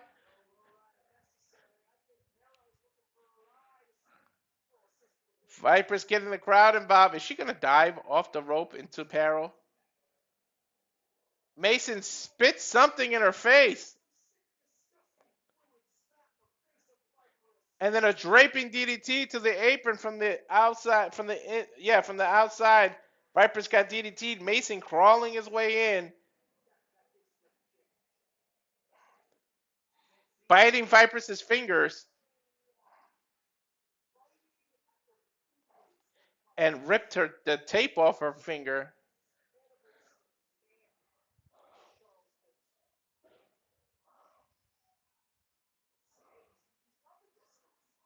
And now he's just got his fist on the side of Vipress's head and rocking her back and forth.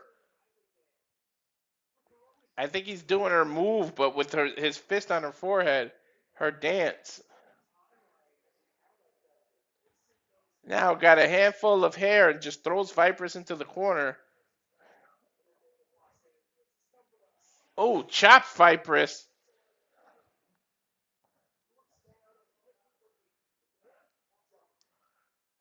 Now Mason charging.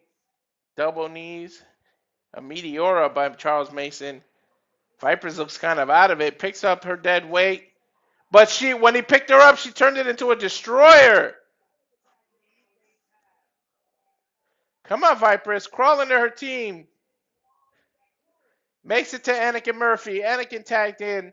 Slade comes in. A boot to Slade, and he just takes it, saying, come on. That crazy son of a bitch. Cutter by Murphy, and Slade is making his way up to his feet. And then Slade goozled him for a choke slam. Choke slam. Anakin Murphy straight to hell. Now signaling for Parrow to come in. Parrow scoop slams Slade onto Anakin Murphy. What the hell is this? Thank you.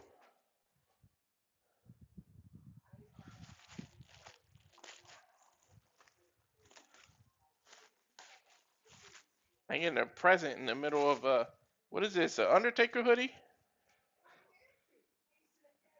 Oh, that's a cool looking hoodie. The Demon from Death Valley. Oh, shit. That's cool.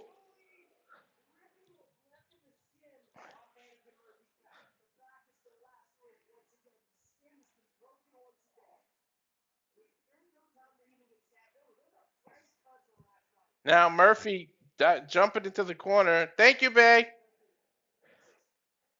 Murphy running drop kick, knocks Parrow off the apron. Mason comes after him, leaps under Mason, crawls under Slade, tags. Wait, he tagged both Vipress and Gabby for it.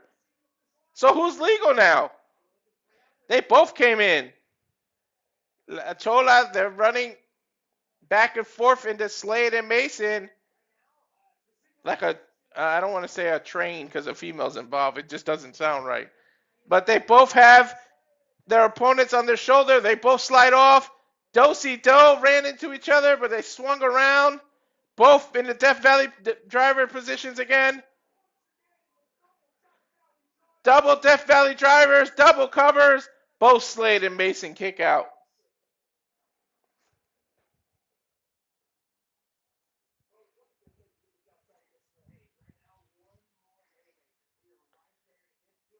Both women saying it's over. They look like they're trying to powerbomb their opponents. But Parrow came from behind and grabbed them both. Choke slams Gabby.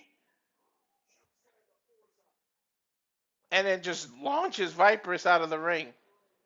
Anakin Murphy is climbing the rope. Parrow knocks him out. Or knocks him down, I should say. Why is Parrow on the rope with him? What the hell is Parrow doing? A superplex to Anakin Murphy. And a low blow from Gabby behind. Vipress picking up Parrow. Double powerbomb out of the corner. And now Murphy's climbing. Wait, he's turning around. Coffin drop.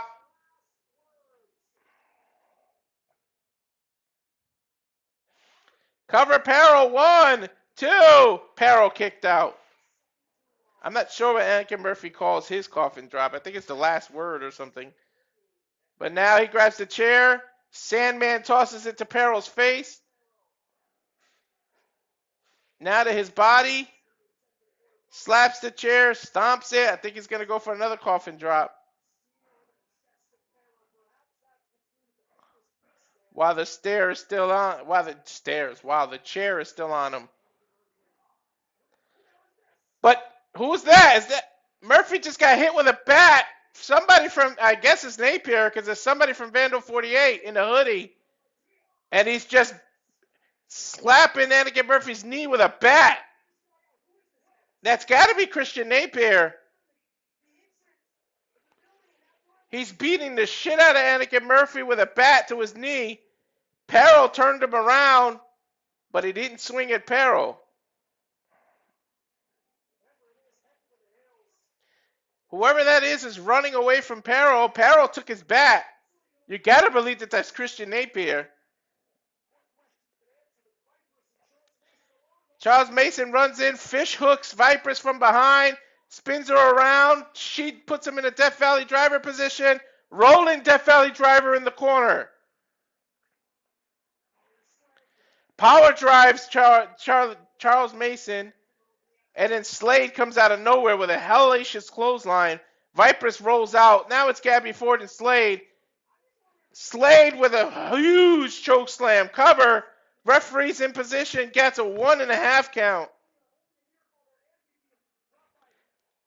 Gabby's just won't go down. Gabby's trying to elbow to Slade's stomach. Or to his chest. And now a spear. Spear by Gabby. 1. Slade kicked out at 1 and hyped up. Uh-oh.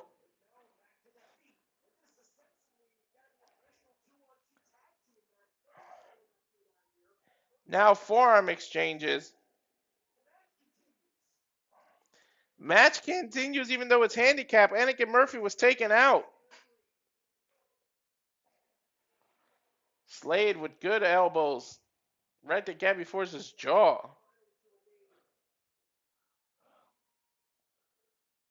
Pick Gabby up. Suplex. Forza reverses. Jackhammer. 1, 2. And Murphy from behind pulls Gabby off. I'm sorry, Mason. And then knocks her down with the GCW title. Now he's going to go for his version of Sister Abigail. No, Tombstone. Tombstones, Gabby. Cover. 1, 2, 3. Mason takes out his future challenger. Or at least the wife of his future challenger.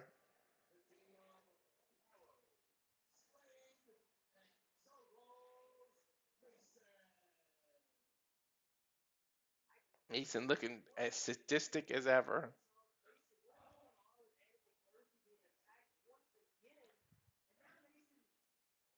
Oh my God, Gabby's bleeding out of her nose after that tombstone. Or actually, it might have been after getting hit in the face with that JCW title. Now Mason has her. He's doing the stomp.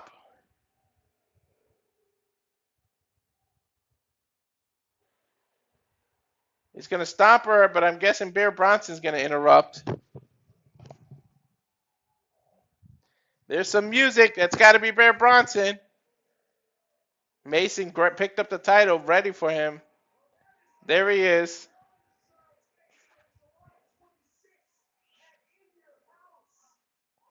His in-your-house opponent there.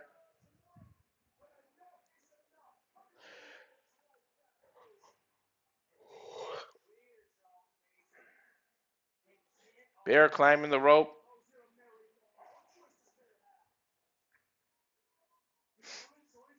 Getting in, and Mason hightails it out of there.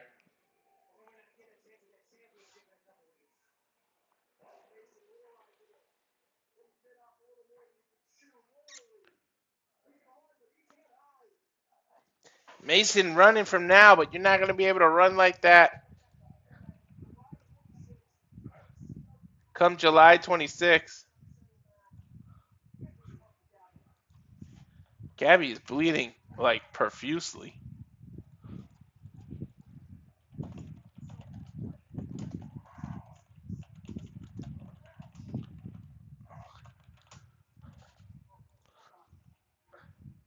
Bear's asking for medical attention. Gabby's hurt.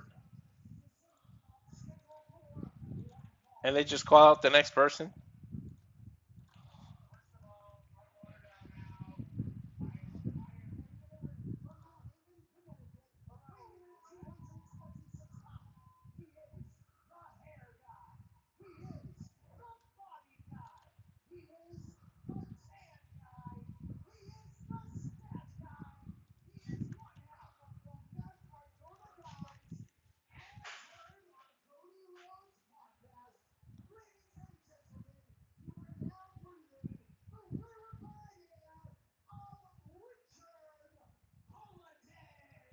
Richard Holliday from my hometown, New Haven, Connecticut.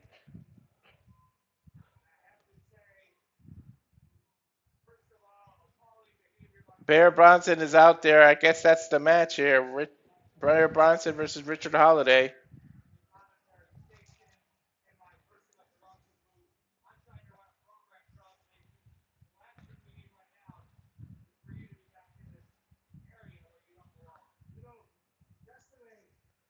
Here comes Mason again in the booth, in the commentary area.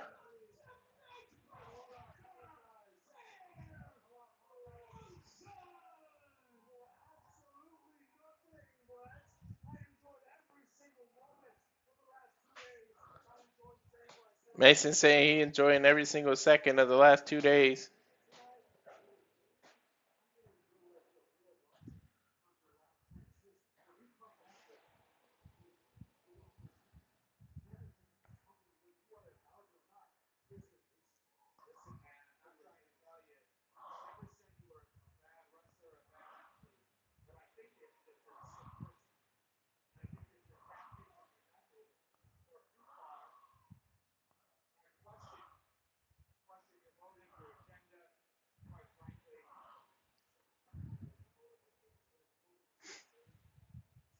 Man, this guy's tall.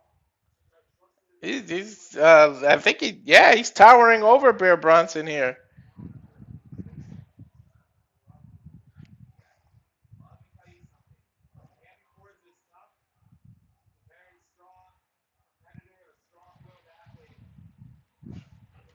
Richard Holliday just taunting Bear. He just watched his wife get hurt. I don't know why you would poke a stick at a bear or poke the bear.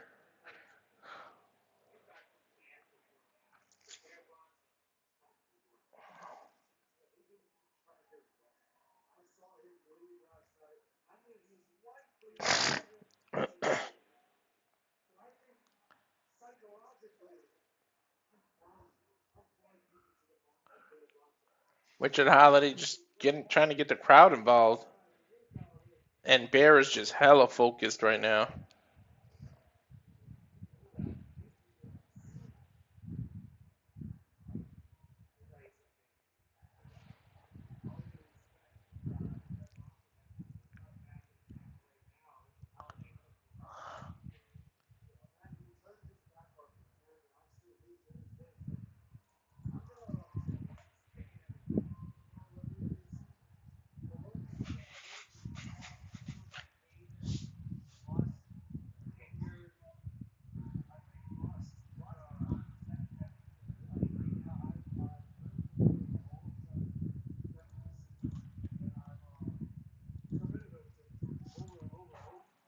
Holliday just messing with the crowd, sliding in and out of the ring. Bear should just crush this dude. Bear being awfully patient. I think Bear is trying to wonder, are you freaking done yet?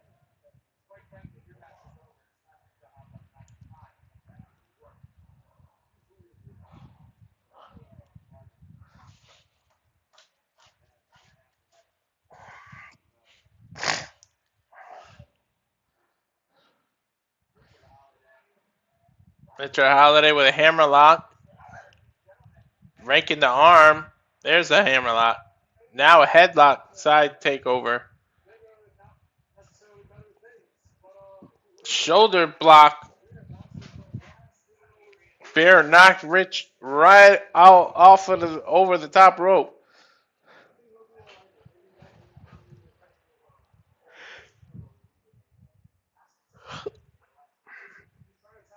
Come on, Holliday. Stop focusing on the crowd and get your ass in the ring. I mean, I know it's a bear you're fighting, but Jesus. Procrastination much.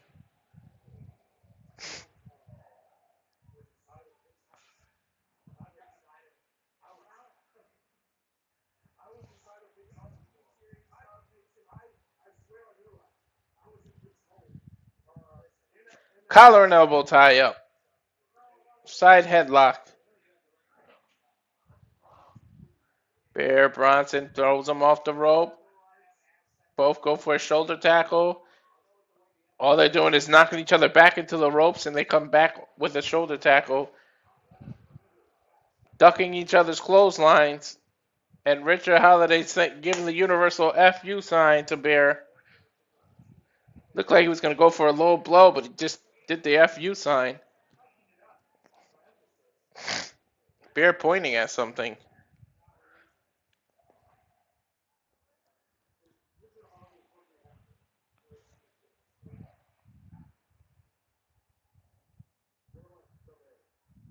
Just nose to nose. What is going on? Can we fight, please?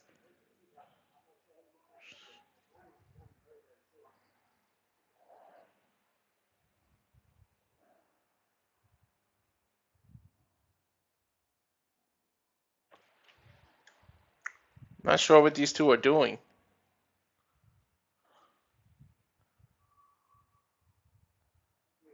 Bear spreading his legs like he's telling him to give him a low blow like he can take it or something.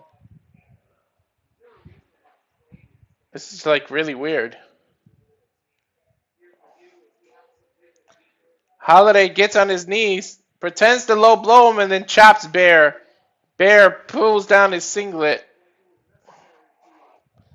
Or pulls down the straps. He's gonna let him chop him.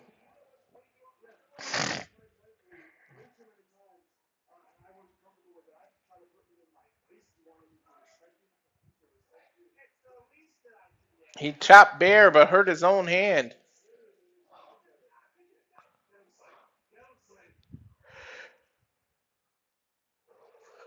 They're pushing each other, mushing their faces now. Knocking Hamilton down. Finally pulls his shirt off, now chopping him.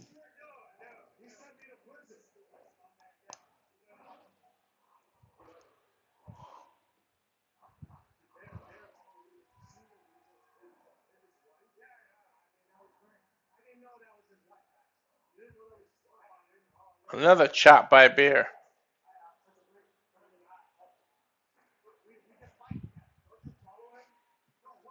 Bear's got Rich in the corner.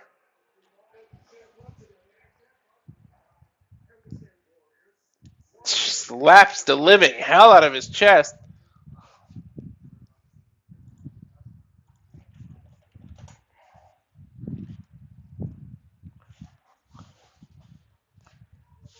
Bear misses, but now catches Rich's chop. Just holding his hand. What the hell is this? Just finish him. Double chop to Richard Hamilton's chest. I meant Holliday, sorry. Scoop slam. Bear Bronson going up to the top where he normally doesn't go. He's sitting in the top turnbuckle, but he's technically standing on the second ropes. Saying, fuck you, jumping elbow drop, cover, and Holliday kicked out.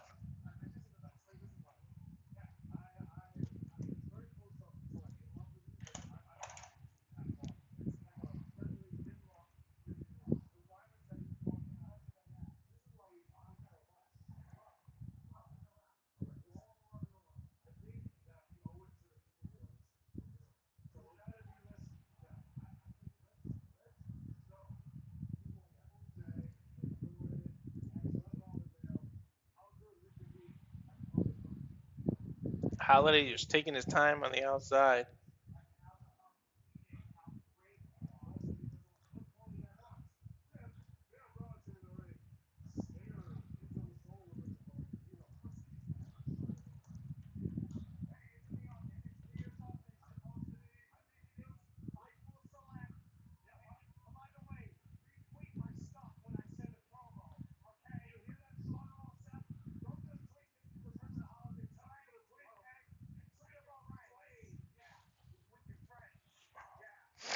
Bear chasing Slade backstage.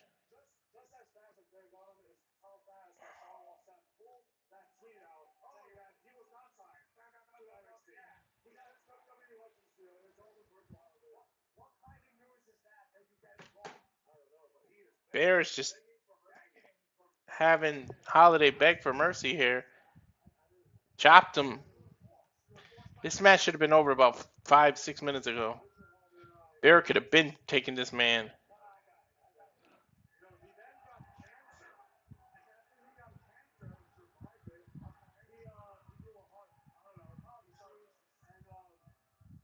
Bear chopping Holliday into a fan's chair that then collapsed.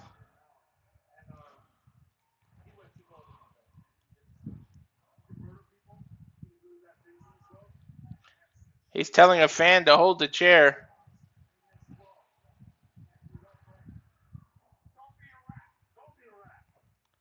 And Irish whips him right into the chair.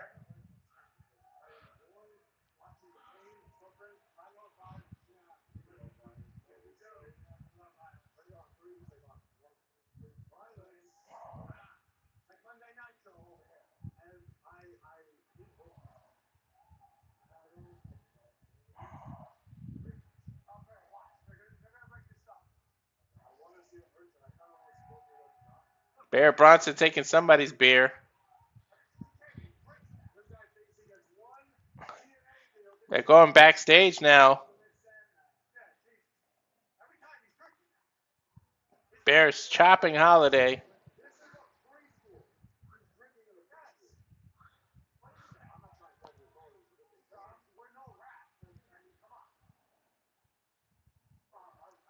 Now he's chopping Holliday, chopping Bear. But Bear just took it, chopped him back into the ring.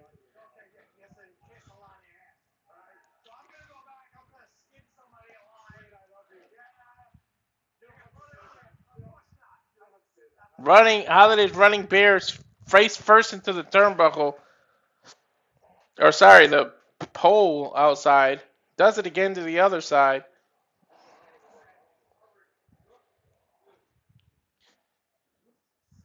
Rolls Bear half into the ring.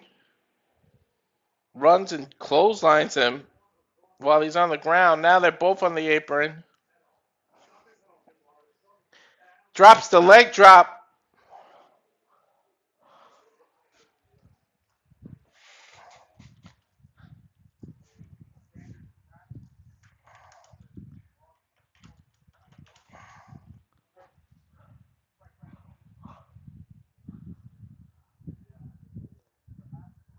Ooh, shot to the rib. Kick Bear Bronson in the rib here.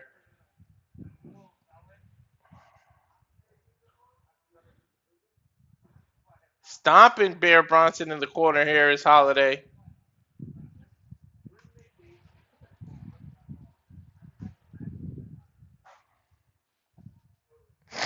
Holliday showing off. Bear caught him coming in with a few chops of his own.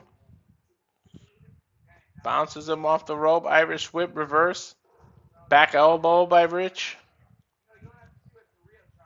Cover. 1, 2. Bear able to kick out. Shouldn't even have been a 2, but I think he was resting for a moment.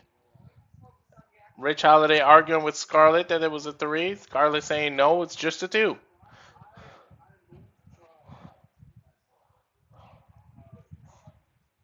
A swinging neck breaker.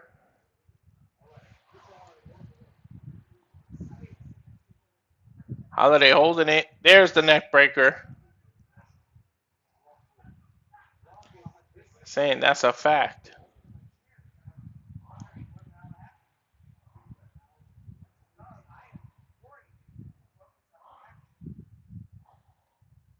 Holliday puts Bear Bronson between his legs like in a powerbomb position.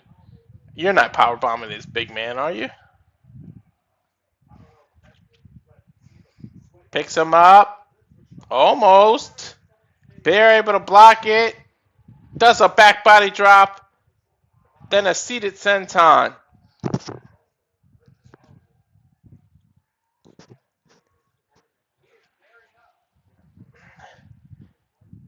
Bear starting to stir. Hulking up, bearing up, whatever you want to call it. Hyping himself up.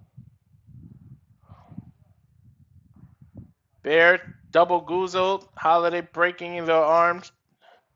Breaking the grip. Running clotheslines into each other, but nobody's budging. Standing back suplex by Holliday. Bronson took it, just said middle fingers to both of you. Or 2 middle fingers to him. Holliday returns the favor, but get clothesline running in.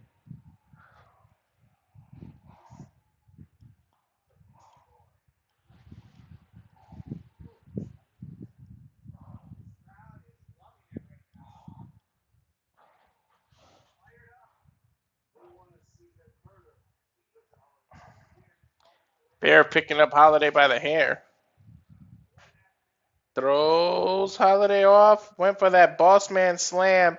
Holliday booted him. Went for the cover. There it is. Ran right into the boss man slam. Cover 1, 2. Holliday kicked out.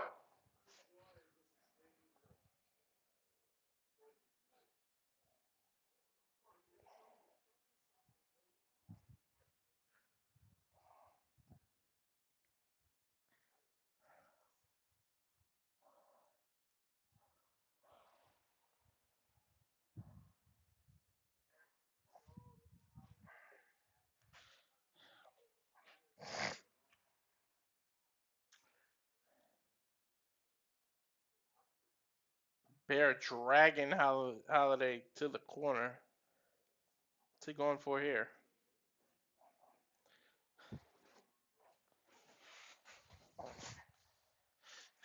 Is Bronson's going up like a moonsault position? Is this big man going to moon? Nope, he was going to do a Vader bomb. But Holliday rakes the back.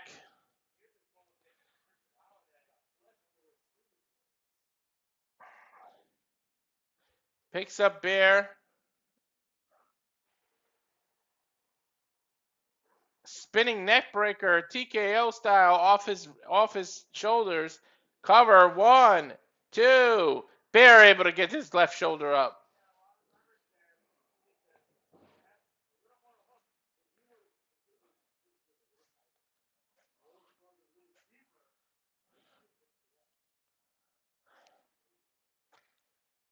Holliday arguing with Scarlett about the speed of the count there.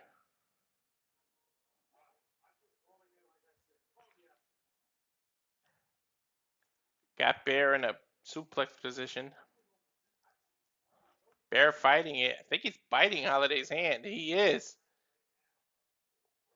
Throws Bear into Scarlett, but Bear able to stop the momentum. Holliday going for a low blow. It ends up low blowing Scarlett.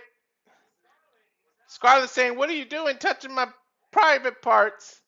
Turns around. Bear Guzzo's double sit down chokeslam bomb. 1, 2. Oh, Holliday kicked out.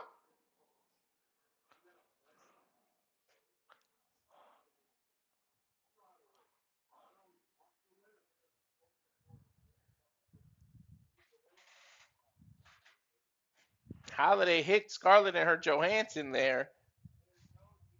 But, you know, no DQs.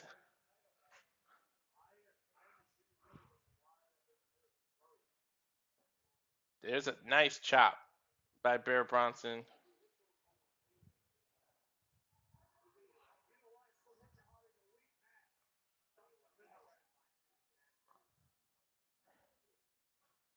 Bear climbing across Rich while they're on the turnbuckle. I think he's going for the 10 punches. 1, 2, 3, 4, 5, 6, 7, 8, 9. Oh, Holliday slides and does the low blow he's been teasing all match. Now he picks Bronson up.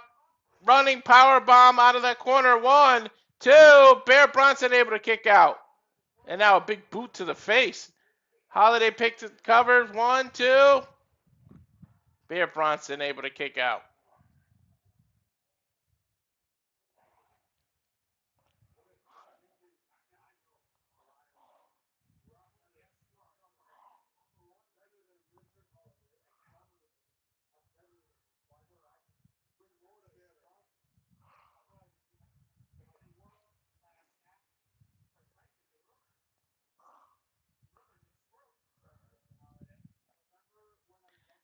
Holliday calling for something.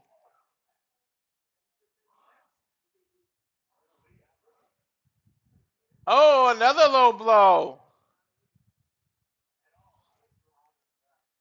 Bend Bear Bronson down. Now he's in a suplex position.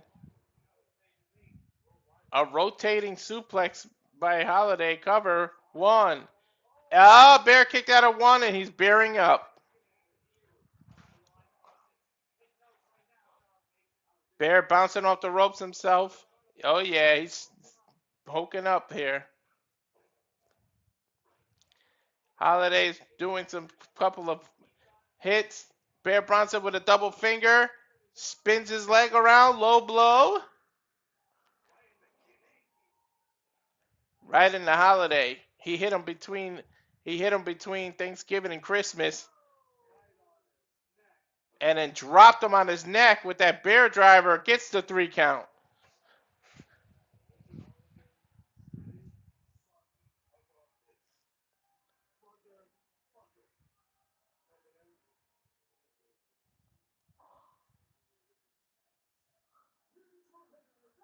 Bear holding his private because he got about 3 low blows right in the little cubs.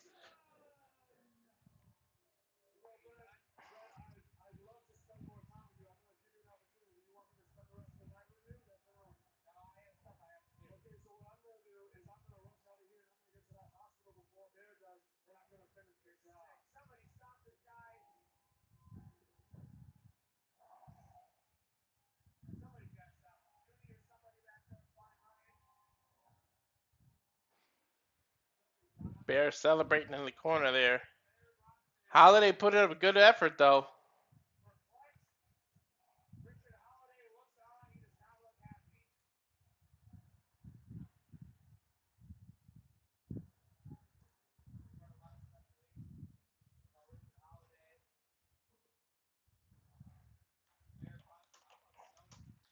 Bear Bronson gave some respect to Holliday there.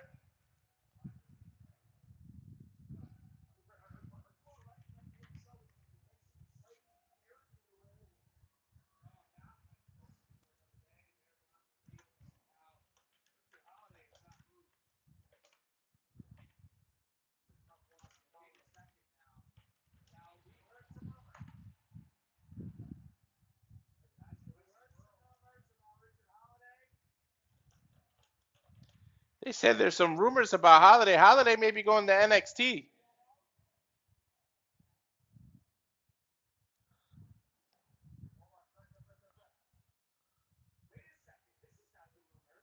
Wait, what is Holliday doing? Holliday's taking off his boots.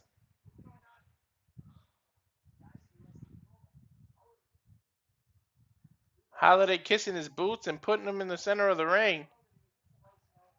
Saying goodbye.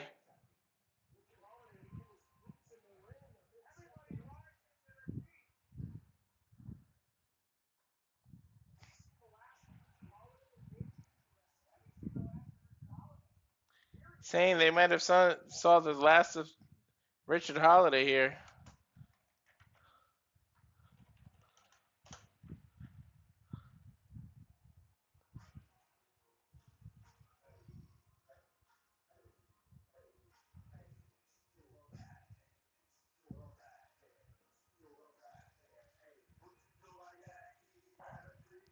Nick Wayne returns to GCW. What you know about that?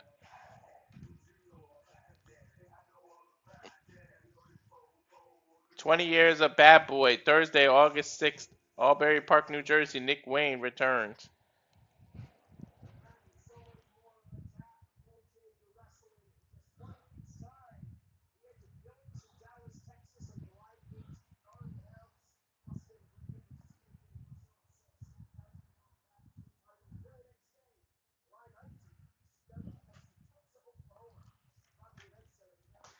Now they're going over the schedule. July 12th, well, that's just today, would have been Manchester. July 18th, next week, Dallas, Texas. July 19th, Tulsa, Oklahoma. July 26th, Ridgefield Park, New Jersey. July 31st, Omaha, Nebraska. SummerSlam weekend, August 1st and 2nd, Minneapolis, Minnesota. August 6th, Osbury Park, New Jersey. August 15th and 16th, Atlantic City, New Jersey, the home of GCW. September 6th, Ridgefield Park, New Jersey. Denver, Colorado, the 11th of September. Of course, Los Angeles, the home away from home in the Ukrainian Culture Center, September 12th. Detroit, Michigan, September 25th. September 26th, Cincinnati, Ohio. And Anchorage, Alaska, October 3rd. Go have fun with the Penguins. And then November 7th, Indianapolis, Indiana. Nothing says Sacramento. Come somewhere near me, GCW.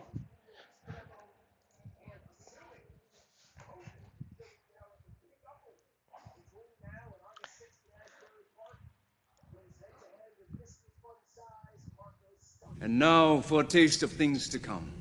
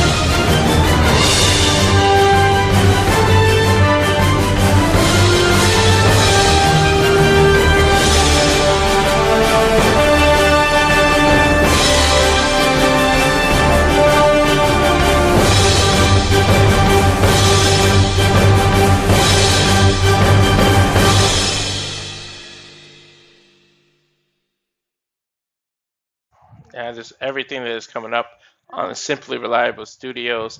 I'd like to thank all 197 of you, close to 200, that are watching. The majority is on my X. If you could switch on over to the Rage of Wrestling YouTube channel, it is on the X profile. The link, click there, subscribe, hit the bell for notifications. Currently 260 subscribers. Wait, I lost one. I was at 261. 260 subscribers, 40 away from the 300 to get to the 300 mark, to get to do the Hot Wings challenge with my wife. When we get to 300, then the next goal after that is 500. So tell a friend to tell a friend to tell a friend to subscribe to Rage of Wrestling on YouTube. Subscribe to everyone, but we're just trying to push my channel right now. If all 198 of you subscribe, put me well over the mark. So take a look at what happened in Hartford, Connecticut last night when Vipress got attacked by Vandal 48. They could see her as a legit challenger to either title that they hold. They went to go attack her, but Bear Bronson, Anakin Murphy, and Gabby Ford rescued and hit all three men with the light tubes. And they saved Vipress last night.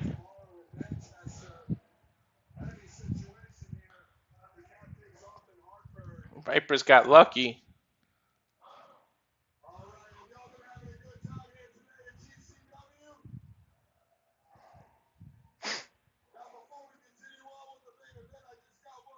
We only got one fight left, the main event.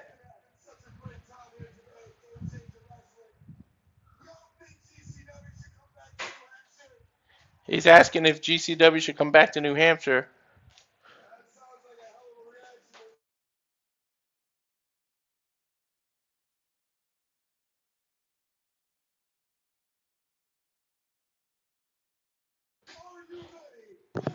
Here we go with the main event.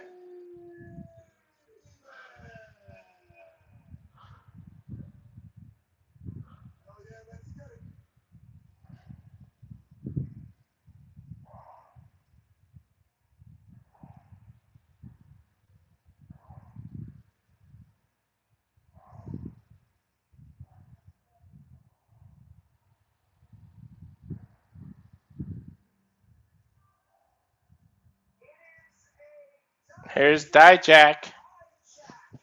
A Dijak hijack. Dijak with his kids coming out. That's a wholesome picture.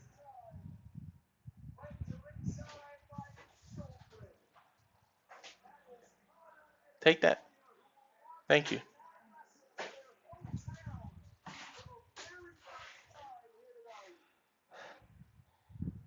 Dijak holding his two titles. Look at the kids spreading the ropes. You gotta love it. I believe this is Dijak's hometown too.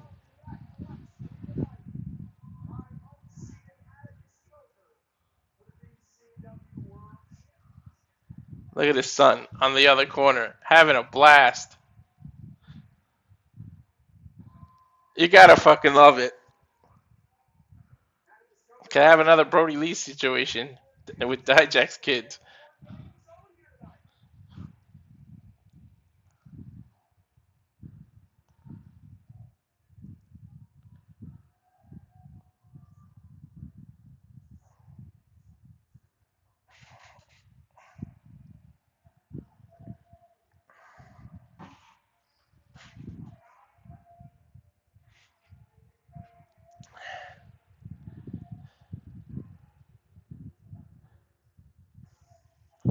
Dijak trying to add a third belt. And here comes Atticus Cogar, the GCW World Champion with the Saw gear. Dude, every time he's just got new gear that I want. Yesterday was the Freddy Krueger, now it's the Saw, looking awesome.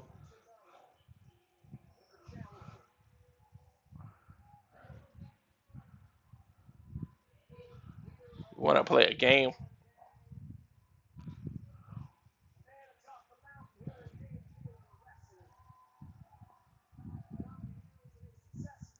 Pulls the Saw mask off.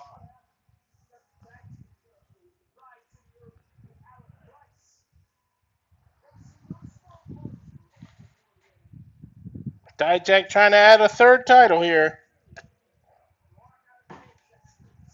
That saw gear is all fucking awesome.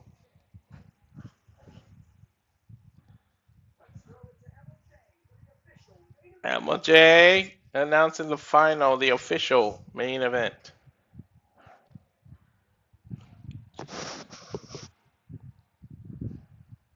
I want to hear if Dijak is from here because I think he's from New Hampshire.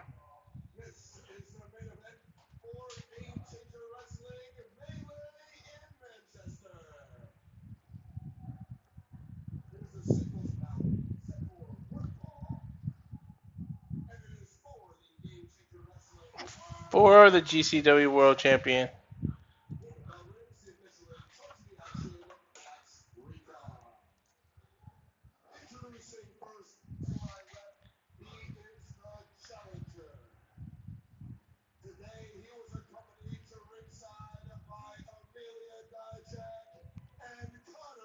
Amelia and Connor Dijak, he was accompanied to the ring by. Oh, he's fighting. He's from Worcester, Mass, which is pretty close to New Hampshire.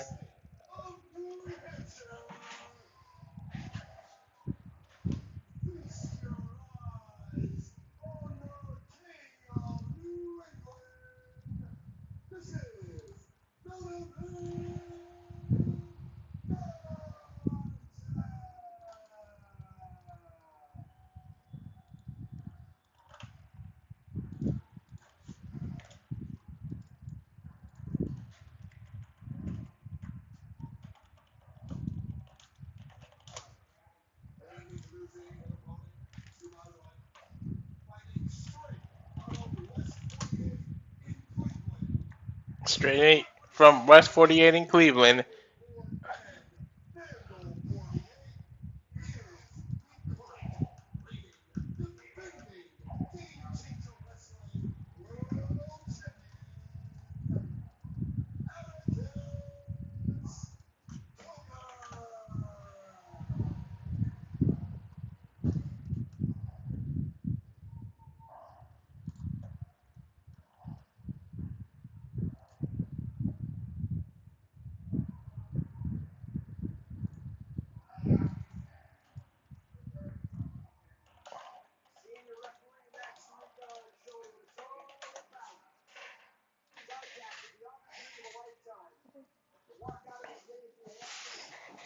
Oh, hell no. Too hot for this fan to turn itself off.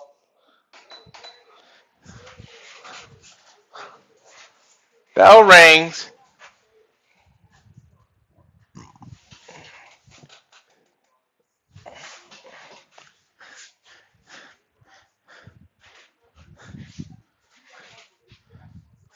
Here we go, Cogar and Dijak. Dijak with the obvious size advantage here. Dijak proof that your career isn't over after WWE releases you. Cogar trying to push the shit out of Dijak. I don't know if you want to really piss him off.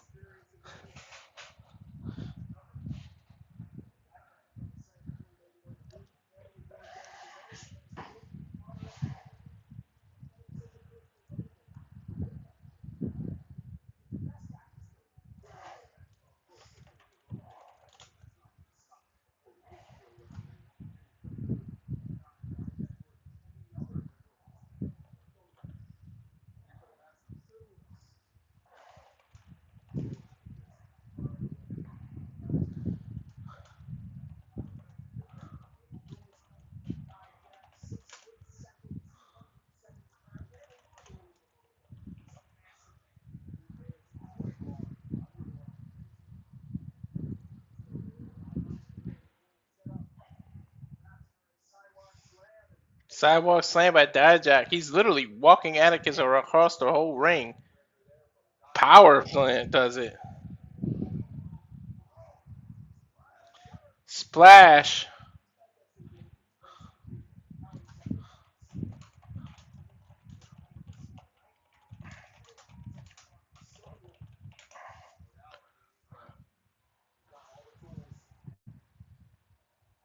Dijak under the basketball court now.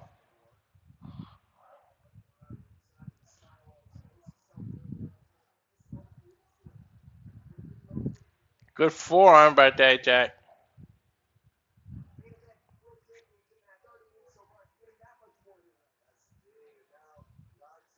Cogar just hammers, or sorry, Dijak hammers Cogar on his back. There's that sexy ring bell lady.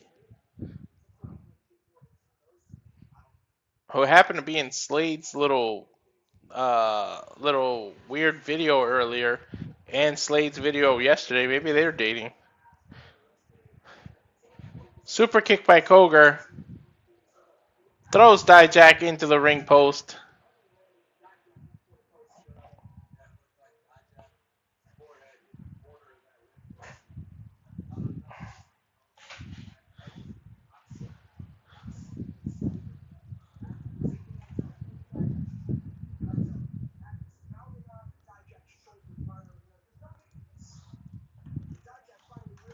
Dijak chasing Cogar on the outside. Cogar slide back underneath the ring. Dijak caught his ankle. He turned around, does that neck twist, that neck crank. Leaps over the rope, back elbow drop to the spine. Throws Dijak into a row of chairs. All the audience members actually moved. But he landed right in front of his kids.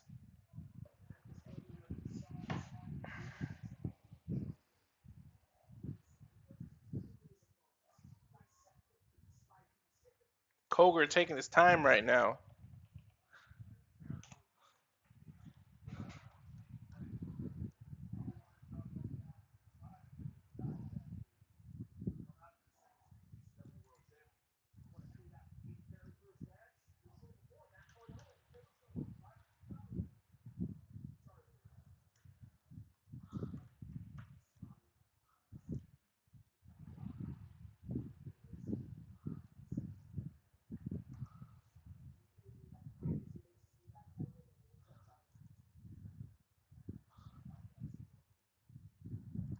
Dijak finally makes his way in the ring. Atticus ripping his nose. And then sucks it on his finger. Ew. He either ripped his eyes or nose, and now he's just dragging Dijak's face across the ropes.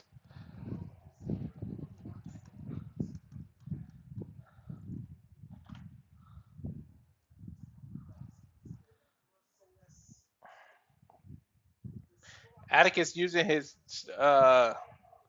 suspenders to choke Dijak right now.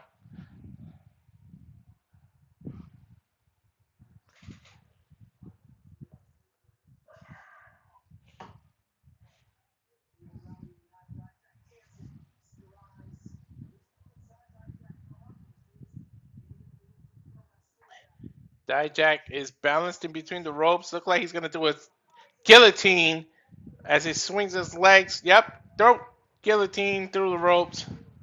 Dijak choking. Cogar with the cover, but Dijak able to get out. 1.5 he actually kicked out.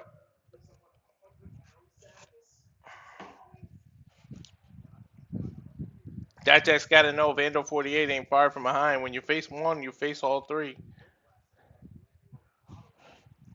He's got Dijak in sort of a bulldog hold. He's going to fish hook his cheeks. And he's dangling one over the ropes. Nice elbow and kick by Dijak.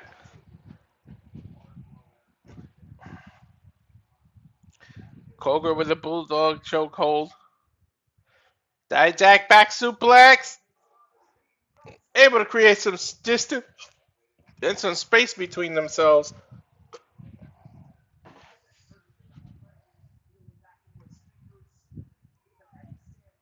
One. Both men down. Ref counting. I don't know why. There's no DQ or anything. No count out. Got up to a 3. At 4. Come on, ref. No need to count. It's like a blue thunder bomb happened. What the hell's the point of counting?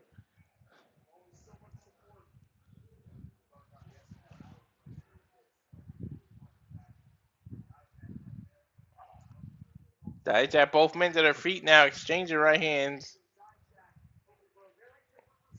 Dijak looked like he's getting the better of him with 3 forearm blows to Cogar's jaw. Several now. Left and right. Nice knee into a discus clothesline. Measured Cogar up.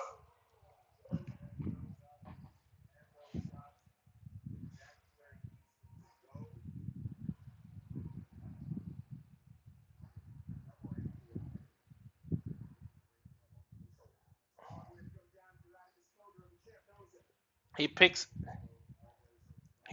Cogar up for like a Death Valley driver, but Cogar just delivers like 6 elbows. And then a spinning Death Valley driver by Dijak gets 2.5.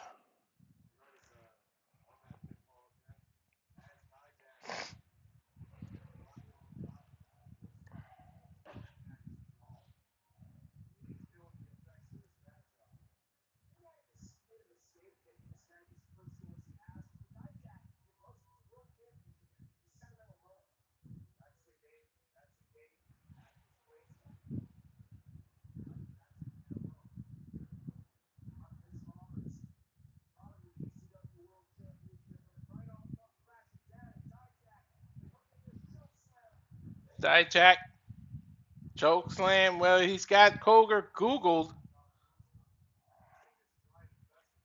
Atticus elbowing his way out of it. Now exchanging right hands.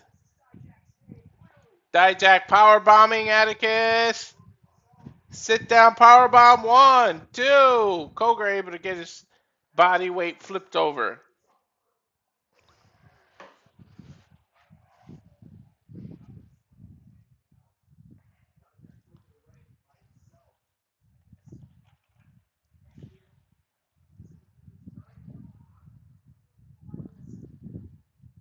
Is Dijak climbing the ropes? When's the last time you've seen Dijak do a high risk maneuver? Well, he does do the moonsault every now and then.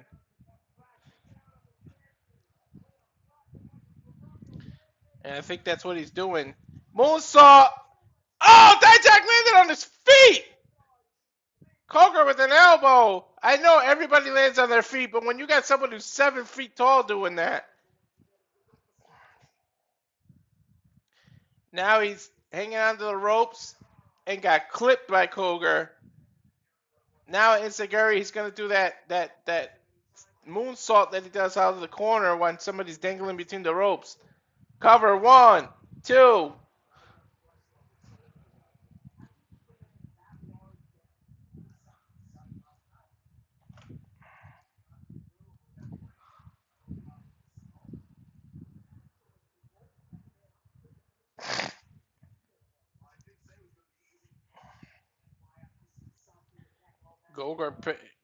Cogar picking up Dijak. German, he's trying to do a waist lock to get a German suplex here. Oh, it's going to take a lot of strength. Reversed by Dijak. Torture rack. Gets down. Cogar gets down. Waist lock. Going to do the German suplex again. Pick Dijak up. Dijak rolls through. 1, 2. Kick out. Dijak showing how athletic he really is for a big man. Cogar throws him off the rope. Irish whip into a German suplex. Dijak on his knees gets super kicked. Then he does a jumping boot. Cover. 1, 2. Dijak is so big, he can literally reach the ropes in this small ring anywhere from anywhere.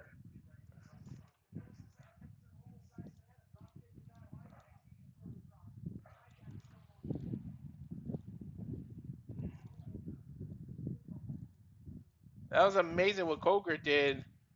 Being smart, using the ropes to his advantage. Irish whipped him, made him walk backward, and then he did finish the German suplex.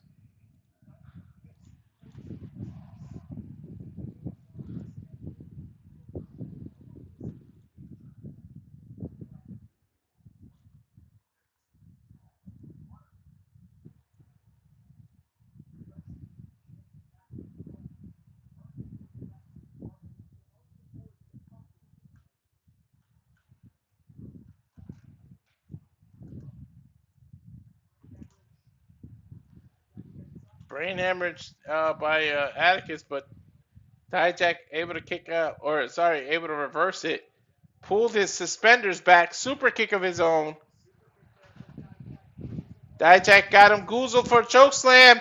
Oh, he went 10 feet in the air. 1, 2, kick out by Cogar.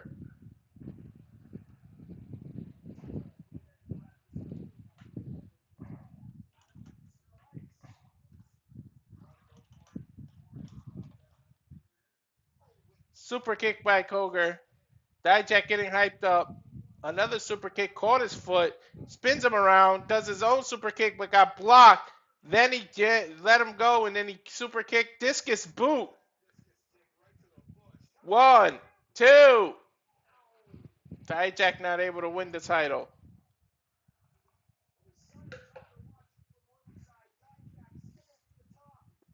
Dijak going for that moonsault again. Dijak moonsault, and he got it. 1, 2. Cogar kicked out.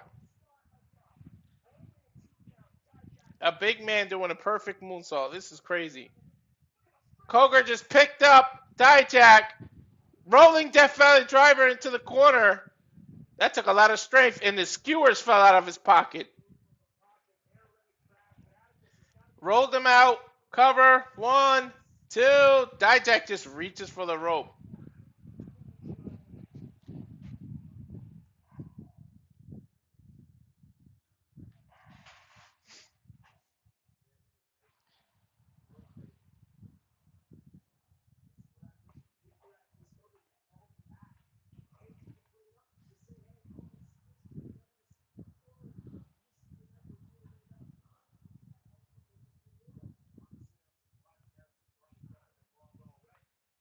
Atticus working his way outside the ring. I think he's going to mess with Dijak's kids.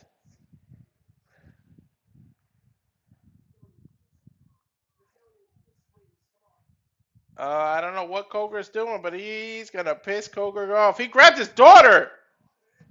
And Connor, the son, is chasing Cogar. Look at Connor standing up for his sister. Cogar picks her up and puts him on the apron, pushes Connor out of the way.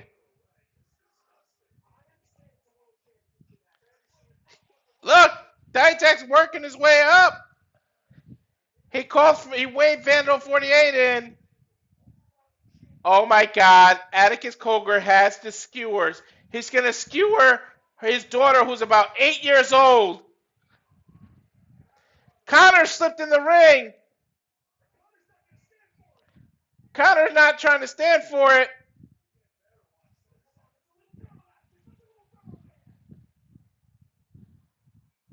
Dijak gets out of Vandal 48's grips.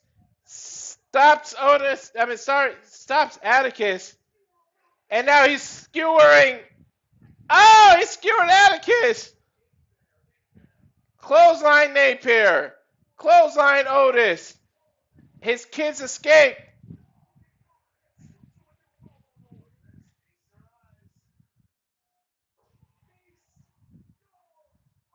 Feast your eyes by Dijak. Gets a 2, but Napier pulled the referee out.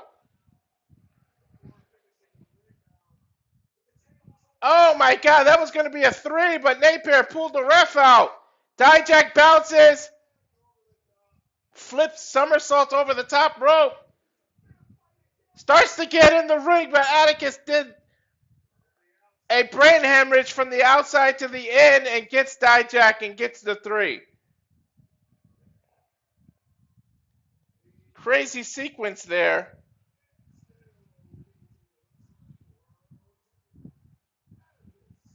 Cogar able to retain with some nasty work that he did, getting the kids involved.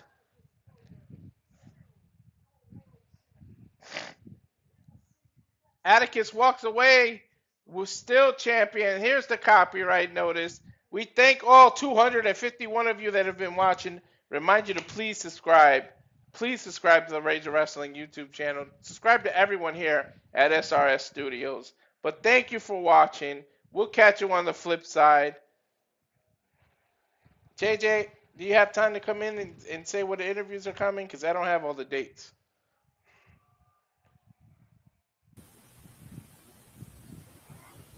Yeah, I can do that real quick. This Wednesday, 7 Eastern, 4 Pacific, we will be interviewing Kira Hogan, the former two-time Knockouts Tag Team Champion. The week after that, on the 23rd, the Babushka Baron, Jeffrey John, will be interviewed, who we saw this weekend. And Tuesday, the 28th, finally, it'll be time to get sick, if you will, to talk to the Schism leader, Joe Gacy, Joe Sawyer. All that and more coming up here on the Simply Reliable Studios. All right, thank you for that. Thank you for the 250 people watching. Gotta love the popularity of Game Changer Wrestling. Thank you here from everybody here at Simple Reliable Studios for the Renegade JJ Williams. I'm Mr. Reliable Walter Cruz saying, catch you on the flip side. Tune in Wednesday for that Kara Hogan. It was a rescheduled interview from one we had previously. Thank you, everybody. Enjoy the rest of your day. Cut the fucking string.